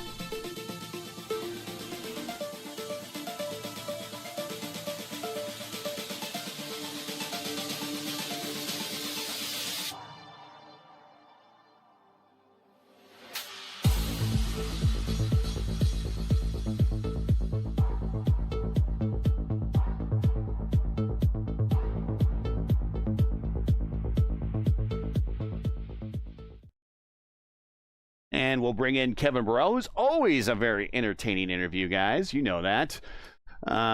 We will bring in Burrell and talk to the general. Here is our two-time defending series champion and a pretty good start to the season. Not only a win in the opener and the time slot for Wednesday, but finished second in a pretty solid strength of field race yesterday, and then even higher strength of field, which I am pleasantly surprised. We were talking about this pre-race. I didn't expect the strength of field to be stronger than it was yesterday, and even stronger today. So this is going to bode well for you all across the board. Kind of coming out of week one, maybe with the lead as the start of your defense of your campaign here. But congratulations on the third spot. And man, if the guys in front of you raced any harder, this might have been a win for you. Yeah, that definitely could have happened. I think they were trying to kind of, well, I mean, it's papaya rules to some extent, let's put it that way. Obviously with Aiden being on, the basically the academy team for FF, I think there was what can I say? We were talking. It was do what you want, don't kill each other, and that almost went wrong. So that came very close to going wrong. I mean, of course, I swapped my tire strat around, and that was a crazy race, man. I'm really. And before I say anything else, I have to agree with you. I'm very happy to see 5.1K SOF. I mean, we had 2 over 5K SOFs this week. I really hope that continues all season. The last 2 times we've been here, 2024 and 2025, we did 55 laps. So we did 7 last laps today. Yeah. I'm thinking if we had 7 more laps with what we saw developing at the front, you wouldn't have been a distant third as it was kind of today. You wouldn't have been up there.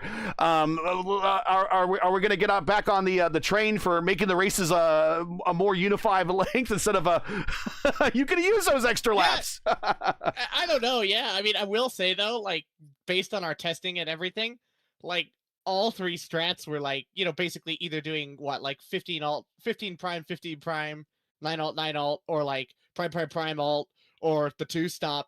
It was like all like very, very close. So situationally, depending on traffic and everything, almost anything could have worked. I think this might actually be like the best strategy race we've ever had in this car. So like, actually, I don't know. I like it. I think it was really good. I think the race length, I don't know how intentional it was, but I think they nailed it with this one. It was very fun. It was a good battle with JT. So yeah, but I was going to talk about your battle with JT. Any moments there where you're thinking, this strategy's not working because JT was racing you so hard and maybe slowing you, maybe costing you some time, but actually it all ended up working in your favor, right?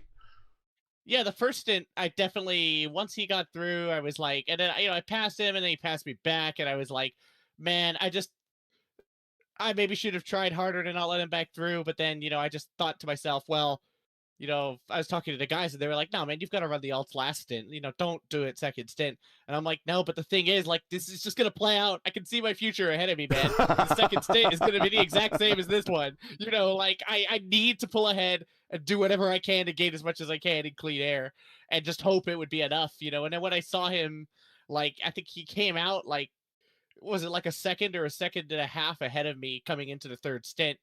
I like talked to the guys on voice. I'm like, guys, like the prime stint is like 5 seconds plus faster, right? Like I'm okay, right? Like we're good. So they tried to reassure me, and then when I figured he caught me so late in the second stint, and then I started catching him like halfway through the third stint, I was like, like, we might be fine. We might be fine. And yeah, I mean, he could have maybe defended harder, but I think the thing is, when you're fuel saving, you're running 16 laps on those alts.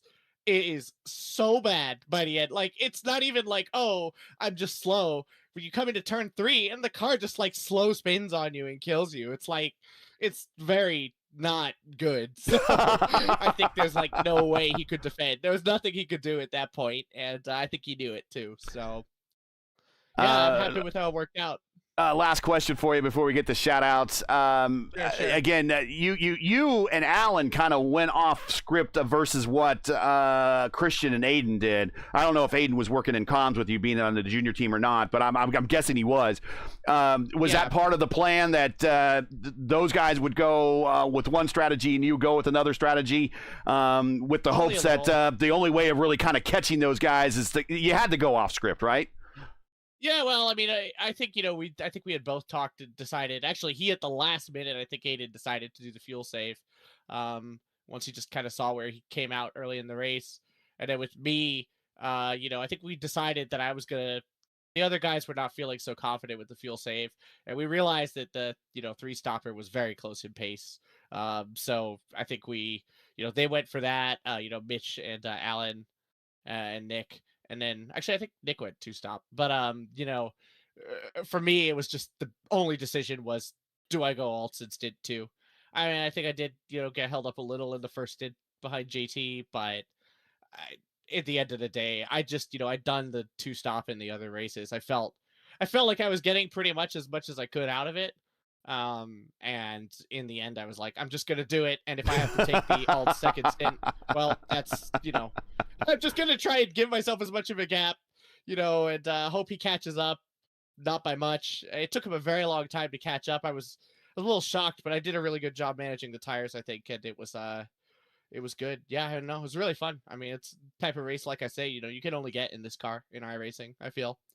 Pretty good start to the pretty good start to the 2026 campaign for you to go for 3 straight championships to join Adam Crane as the only other driver to do that.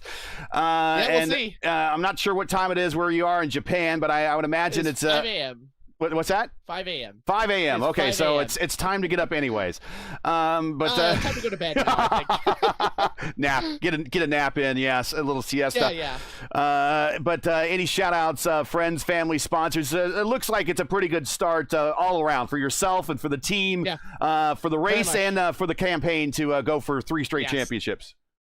Yes, we'll see. Of course, the team, everyone put in some laps this week and before this week, and I don't know. We had our moments, before the season, but I think the team is, we're kind of rebounding. I like it. I think we're in a pretty solid place. It's only getting more and more solid, I think. And of course, our sponsors, P1 Docs, my family, of course, they're watching. Zach for going downstairs and grabbing me some water before it started the race. Best crew chief in town.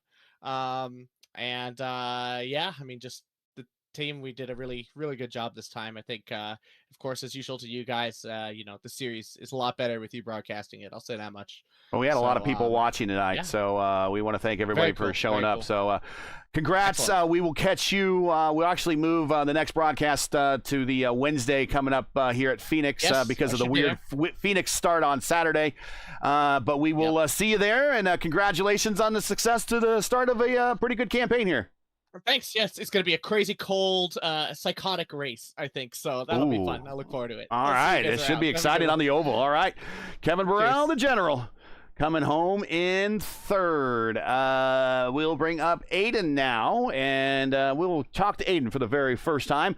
Joining us in the booth for the first time ever is Aiden. Aiden, help me out here. How do I say your last name correctly without sounding like an ignorant American?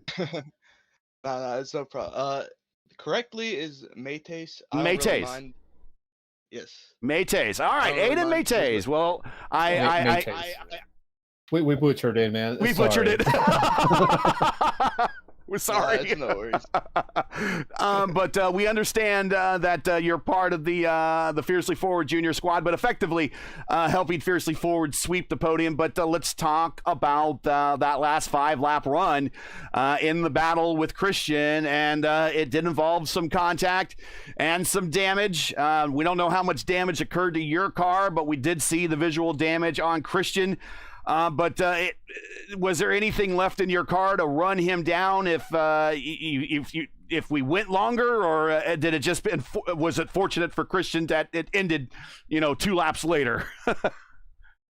Honestly, it was just a matter of sportsmanship. I caused the contact there. I mean, it's just unfortunate. I didn't have that much experience on the alt tires, so.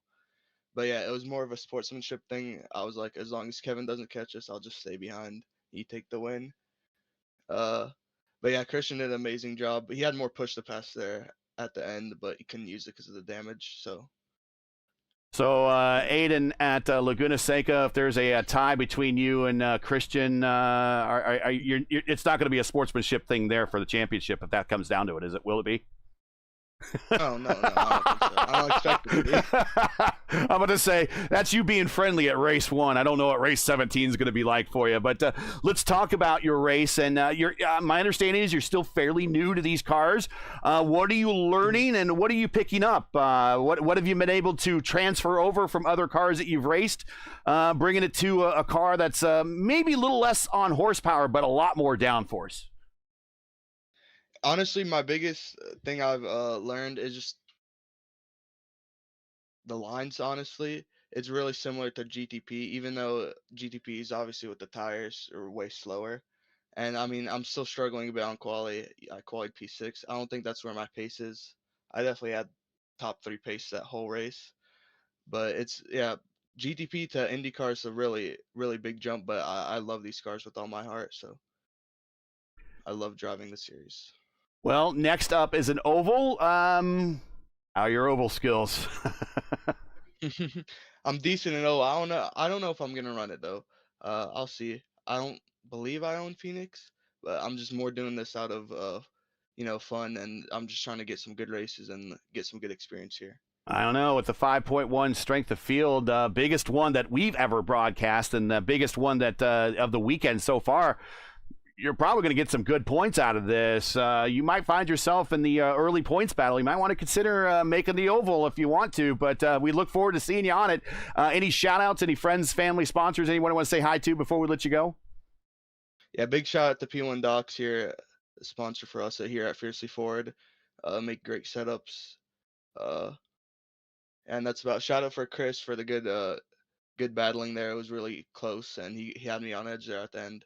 So yeah.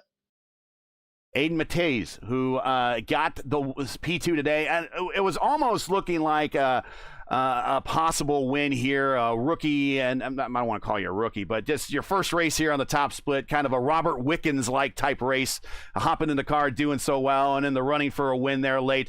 Almost looked like it was going to be one of those starting off the IndyCar career with a win, kind of like a Nigel Mansell, something like that. But not today. Finishes second, but still a good run. Congrats. And we welcome the sportsmanship, but we don't know how friendly you're going to be at week 17. So we welcome seeing you back possibly in the running for the championship come week 17 in Laguna Seca, but a good start to your season. Yeah, thank you guys for having me here. And that is Aiden. And again, guys, I don't know how friendly he's going to be week 17 if he has to do that same move to what do you guys think? I mean, I think, yeah, I think it was a very classy move from his his hand, very. Especially if he's the one that started the detail. I saw it more like a racing deal, but I could kind of see that he wasn't really going for the pass. He had a little bit more pace, but that's also like a pretty impressive debut, honestly, for him, and I think he's going to be making waves throughout this entire season. So, yeah, I hope to see him on the oval. Yep. Let's bring up Christian Hilgard, and it's been a little while since we've had Christian on. We've had him in the podium before, but it's been a little while since we've had him on the winner's step of the podium. And here he is. Congratulations, Christian. Started up front, finished up front. A race not without a little bit of a beating and banging at the end. Good old-fashioned racing there. But talk about your race. It looks like you're using a lot of patience out there, just trying to hit a fuel number and then maybe using that last stint to take the gloves off and finally go racing.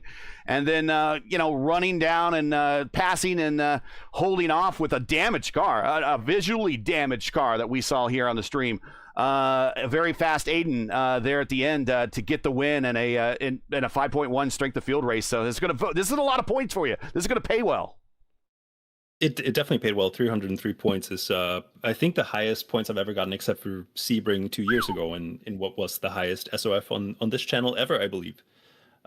So yeah, I'm very happy with the points. As for the race, I mean, big shout out to Aiden. That was really fun. It was a difficult race for me. Like, we know he's quick. He's 9,000 rating in sports cars, right? So he was always going to be someone who can be right there at the front. As for the contact, I think he said it himself as well, right? That was just the gentlemanly thing to do. He spun up the rears, hit me, and somehow I ended up with damage. He didn't, which is just the damage model sometimes, right? But yeah, he did the gentlemanly thing. Big respect for that. And if he hadn't done that, I think I probably had the overtake done at that point, and then overtaking is very difficult. But with that said, like, it's not over till it's over. He might still have been able to pull out the win. But yeah, a difficult race at the front. You're right. It was a lot of patience and trying to hit a fuel number. It was very easy to keep up in draft, and I wouldn't say it's very difficult to hit the number in clean air, but it's a lot more difficult, which means really I didn't want to be at the front. Like, I was hoping I would have had enough pace to pull away, but Aiden showed up and was insanely quick. Right. So I couldn't quite do that. I think maybe I had a 10th or 2 on him, but it's just not enough to pull away. So when he actually passed me in the final stint, I was a bit torn about it. I didn't want to fight it because I knew I needed fuel to really fight at the end. But yeah, I mean, passing is difficult here. It's very difficult. What makes passing difficult here? Is it the lack of passing zones? You really only have maybe 2 at best, 3 if you want to be generous. And the fact that you're on the power so much, It's tough to get a run on somebody. You kind of got to hope for that mistake in front of you. I mean, what makes is that kind of what makes passing here so hard? Is that everyone is so evenly matched? I think what makes it really difficult is that the straights are deceptively not very long. Like there's a lot of straights, but none of them are really long. The longest one is the one heading to Sunset Bend, but then Sunset Bend's not really a braking zone, so it's difficult to get the move done there. It's very easy to just defend the inside, and then like there's maybe 2 lines if we're being generous through Sunset, right? Like right. It's a very narrow track because of the bumps. So even though the actual track at Sunset Bend is like infinitely wide, you can't really use it at all. So that's why overtaking is very difficult here. Well, a great day for the team, a good start to the season for you. I believe you got the win. Kevin got the win on Wednesday. You got the win on Friday and got a win here today. And on top of that, you have the entire team with the senior and the junior drivers on the podium. So a great day for the team. I know that oval tracks are not your specialty, but you got to look at it as an opportunity now coming up now with getting so many points and now being a player in the championship after week 1. You got to think about showing up to the oval trap and putting in a good one there at Phoenix and maybe setting yourself up for a possible championship and maybe challenging Kevin for going for 3 straight this season. I mean, for sure, I'm looking at the ovals this year. I do want to try to make a run at the championship. That was also the plan in previous years, and then eventually I dropped out of it. But we'll see. Hopefully this time it's different. As for ovals, you won't be seeing me at Phoenix for the broadcast at the very least next week. And to be fair, that's partially because I believe the broadcast is Wednesday, right? We're going to move it to Wednesday because it's the TV start for the Phoenix race on Saturday is 3 p.m. Eastern. So if we do a 1 p.m. start, it would be actually maybe overflowing into the race, and I don't really want to do that. Yeah, I thought so. Yeah, I thought so. That's like 3 a.m. for me, and unlike Kevin, I'm not about racing at 2 a.m. I'll be skipping the broadcast, and I probably would not make top split anyway with my current iRating. As for like ovals not being my specialty, obviously I'm a stronger road course driver. I think I do okay on the ovals. You do pretty good on the ovals. I need to get the iRating to actually make top split, and it's not something I enjoy to grind iRating in general. Even less so in like 2.5K oval splits. They can be a bit dicey sometimes. Yes, so they can be. I'll have to bite the bullet eventually and get it done probably on a short oval, and then maybe we can make a run at the championship. And if I don't get the oval iRating, I guess I'll just have to keep winning on the road courses to get points there. Strategy solved. Win on the road courses, forget about the ovals. Exactly. But we have a lot of drop rounds, right? So yeah, that seems like a plausible strategy. You want to show up for Indy regardless, right? You got to show up for Indy. Yeah, for sure. Yeah, for sure. Yeah, and we've seen you on Indy before. You do reasonably well there, and road course racers have had a traditional good history at Indy anyway. So with that said, shout outs, sponsors, family, friends, loved ones, anyone you want to say hi to for getting the win here today. Again, a 5.1 strength of field, getting the win, getting the pull. I don't know if I don't think you got the purple lap. I think you might have got sniped for that towards the end there. I think JT might have got it, but a pretty dominant day for yourself and the team. I'm sure you're pretty happy. Got some people you want to say hi to. First of all, big shout out to the entire Fiercely Forward team and Aiden as well, of course, part of the Fiercely Forward organization, running a different team name here today.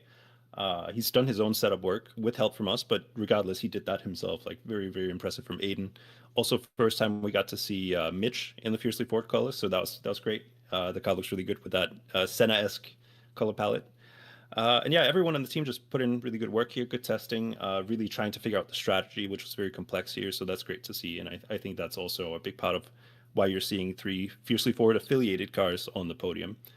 And of course, shout outs to the sponsors, especially P1 Docs. I'm hearing Phil put out quite a good setup this week. So if anyone needs a setup for the final slot, go and grab that one. Well, there you go. And it sounds like one to buy. And 4 of your team cars, or affiliated cars at the very least, finished in the top 6. So a good day for you guys. And again, proof's in the pudding. If anyone's looking for a setup, just head on over and buy one. They have a good one for you, at least a baseline to get you competitive. Well, congratulations, Christian. Good to have you back here in the interview room. And we look forward to seeing you for the rest of the season. And go celebrate with you and the rest of the team. Absolutely. Thank you, Gary. Joining us is the ambassador of the IIS, Justin Petschauer. Justin, what split were you in, and how did you do? Split 4 out of 8, so not terrible, not bad. Well, let's just say we didn't have chaos in lap 1, turn 1, or turn 17, but about a couple laps later, there was a couple guys that were basically playing bumper cars, if you will. So the smart strategy was just don't even qualify, start shotgun on the field, aka dead last, 27th, in, of all things, my car number, 27. Managed to pull out an 11th. I was hoping for a top 10, but Rob Boone Glennox, if you hear me, good pit strategy that you had there. You outsmarted me again. Overall, it was just, so Uncle Rob got you then? Mm-hmm. He did. How was what was the car count in your race? It was 27. Okay, 27. Okay. Other than that, over the course of the run, it was just the track was getting really greasy, especially that crosswind going through Sunset Bend that Hildegard was talking about before we came up here. It was turn 17 and turn 1 and a couple of other turns. Just over the run, it didn't matter if you were on the alternate red sidewall tires or the black sidewall primary tires. It was just greasy. Yeah. Even if you started pushing, you basically had to try and find at least a sliver of grip. That way you didn't have the rear end of the car either oversteer or understeer on you. And at times you have to manage that, but even at the best of times, even the best racers, it'll just throw them off guard. Me being one of them. Other than that, I am so glad that's done. Well, what's your outlook for the Oval coming up? For Phoenix, I really don't want to bring in my NASCAR iRacing Series mentality, but a survival. Okay. A survival at best. Okay. But I got a good feeling about it. I got a really good feeling about Phoenix. All right. Final thoughts from the crew in the booth. Start with you, Ryan. A great shootout by 2 drivers that were kind of head and shoulders above everyone else today in terms of pace and you name it. The passing people starting up front on the pit strategy, and they banged wheels there and got tight there at the very end, but they still brought the cars home. A good finish and a good exciting finish to open the season for the top 2 here today.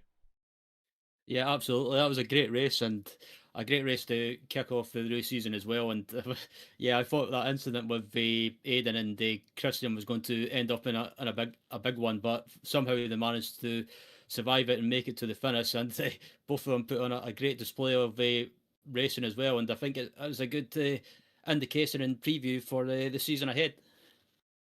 Antonio, we know that you are, we'll let you talk about the race here today too, but we know that you are an oval expert, and we go to the oval next. It's not my favorite version of Phoenix. I don't know how you rank it, but it's a very hard racetrack, very tough to pass there, because for a 1 mile oval, you're sure on the power for an awful lot of that lap. Yeah. First of all, Sebring, what a starter, right? What a kickoff to the season. Kidding. We had an amazing race. We had action all around the track for every single lap. Like there was never a dull moment. So kudos to the field. They put on a fantastic race, and there were basically no incidents. Like we had maybe 2 or 3 things, and then that touch between Hildegard and Aiden at the end. But what a race! As for Phoenix. Yeah, I don't really hate it as much as some people do. I'm not going to name names, but Gary. Yeah. But I like it. I like the track. However, it's going to depend a lot on how the weather affects it. Like if it's a little bit cold on the colder side, then you're going to have basically everybody running full throttle through the entirety of the track, and it's going to become a little bit more about managing the hybrid. How do you use it? How do you deploy it? And it could potentially turn into a little bit of a closer to a pack race where passing is pretty much impossible if everybody knows what they're doing, which we know will happen. So, but if we get a little bit of a warmer track temperature, then it becomes also about taking care of your tires and making sure that you enter the corners, especially in 3 and 4, in a way that it doesn't damage your tires that much. So I think it's going to depend a lot on how the track ends up being, but it could be a very, very interesting race. And it's also going to be very nice to see these these drivers use the hybrid on the IAS for the first time, and how it ends up going. So I'm excited for what the guys have in store for us. All right, that's going to do us here for today. Once again, your podium here from Sebring Racing. Christian Hilgard gets the win. Aiden Mateys in second. Again, Aiden, we butchered your name all race long. Shame on us. But we won't do that anymore. Hopefully we won't do it anymore. As someone that has their name butchered all the time, I feel his pain. And Kevin Burrell, the general, starting the march now to his possible third consecutive championship. Well, we'll see. Still a lot of racing to go. We still got another 16 more rounds, and you name it, we got street courses, road courses, short ovals, super speedways. So there's still a lot of racing to go. So anything can happen through the course of the season between now and September. Join us again next week on Wednesday, March 4th at 8 p.m. Eastern time for round 2 of the 2026 campaign as the teams and drivers head to improper Phoenix Raceway for the first time ever in IIS competition. That's right, first time ever in IIS. So this is another first time ever race. We're going to get 2 of them this year. We're getting this one in St. Pete. Coverage is going to start around 8 p.m. Eastern time. Again, that's 8:00 p.m. Eastern. As always, for the correct time in your area, you can find everything right here at YouTube at youtube.com/@P1 Broadcasting. Hey, we love bringing these races to you, but not easy. We've had our technical issues today, but they require time and money to produce. If you share our passion for the sport of IndyCar and have enjoyed our coverage of the IndyCar iRacing Series Top Split broadcast, please take time to visit our GoFundMe campaign, our GoFundMe page. The link is in the description, also pinned in chat, and donate to our 2026 broadcast fund. We realize times are tough, so the contribution would be greatly appreciated. I want to thank you for watching and make us part of your YouTube viewing during NTT IndyCar race weeks, whenever those might be. Now, as you know, the YouTube algorithm game is not an easy one, so please help support P1 with the weekly grind. Leave a comment below. Let us know you thought of today's race. If you enjoyed today's coverage, support us by smashing like in the video. If you're new, click subscribe, and while you're at it, hit the bell for weekly reminders so don't miss out on more P1's other iRacing programming, including tomorrow. It's a day-night IndyCar doubleheader. Race 1 starts at 2 p.m. Eastern time with round 3 of season 12 of the longest-running IndyCar, the Lara IRO5 League on iRacing today. It's the Classic IndyCar Series as they visit Montreal, followed by Race 2 at 8 p.m. with round 3 of season 9 of the longest-running IndyCar, the Lara DW12 League on the iRacing service today. The Dark Horse Racing League's DW12 Series as they visit Iowa. Complete your IndyCar race weekend, opening day weekend. Your Sunday viewing with P1 with IRO5s at Montreal, immediately following the real-world St. Pete race, and at 8 p.m. with the DW12s at Iowa. Don't miss the action. Cover starts at 2 p.m. right here on P1. P1's IndyCar iRacing Series Saturday Top Split Series coverage is brought to you by 4D Racewear. Check out their line of made-for-sim racing gloves, shoes, and apparel. Visit them today at 4dracewear.com or click on the link in the description. Track cams for this race are provided by Whiplash Sim Cams. Get the most out of our racing experience with Whiplash Sim Cams. To learn more about Whiplash, like them on Facebook. You can follow on X and Instagram. The links are all in the description. For business inquiries to learn more about P1 and what we do, like us on Facebook. You can follow us on X and Instagram. You can follow all of our social links on Linktree. Check them out there in the description. So for El Patron, Antonio Estrada, Ryan Skywalker, and everyone at 4D Racewear here at P1, I'm Gary Gatto saying all thanks for watching, everybody, and to all of our men and women serving in the military and its first responders, especially those in action today in the skies over the Middle East. Godspeed, God bless, and come home safe. Make sure to catch the real stars and cars of the NTT IndyCar Series this Sunday at noon Eastern Time for the Firestone Grand Prix of St. Petersburg. You can follow all the action on your local Fox affiliate. You can also watch it on the Fox app, and if you can't watch it, then you can listen to it on the IndyCar app, and it's either outside of America or just join Mark Janes and the gang on IndyCar Radio on Sirius XM 215. And check all your local listings for the correct time in your area and station in your area. You can catch us again Wednesday, March 4th at 8 p.m. at Phoenix for the next race of the IndyCar iRacing Series Saturday, Wednesday special edition, Top Split on P1. We'll see ya.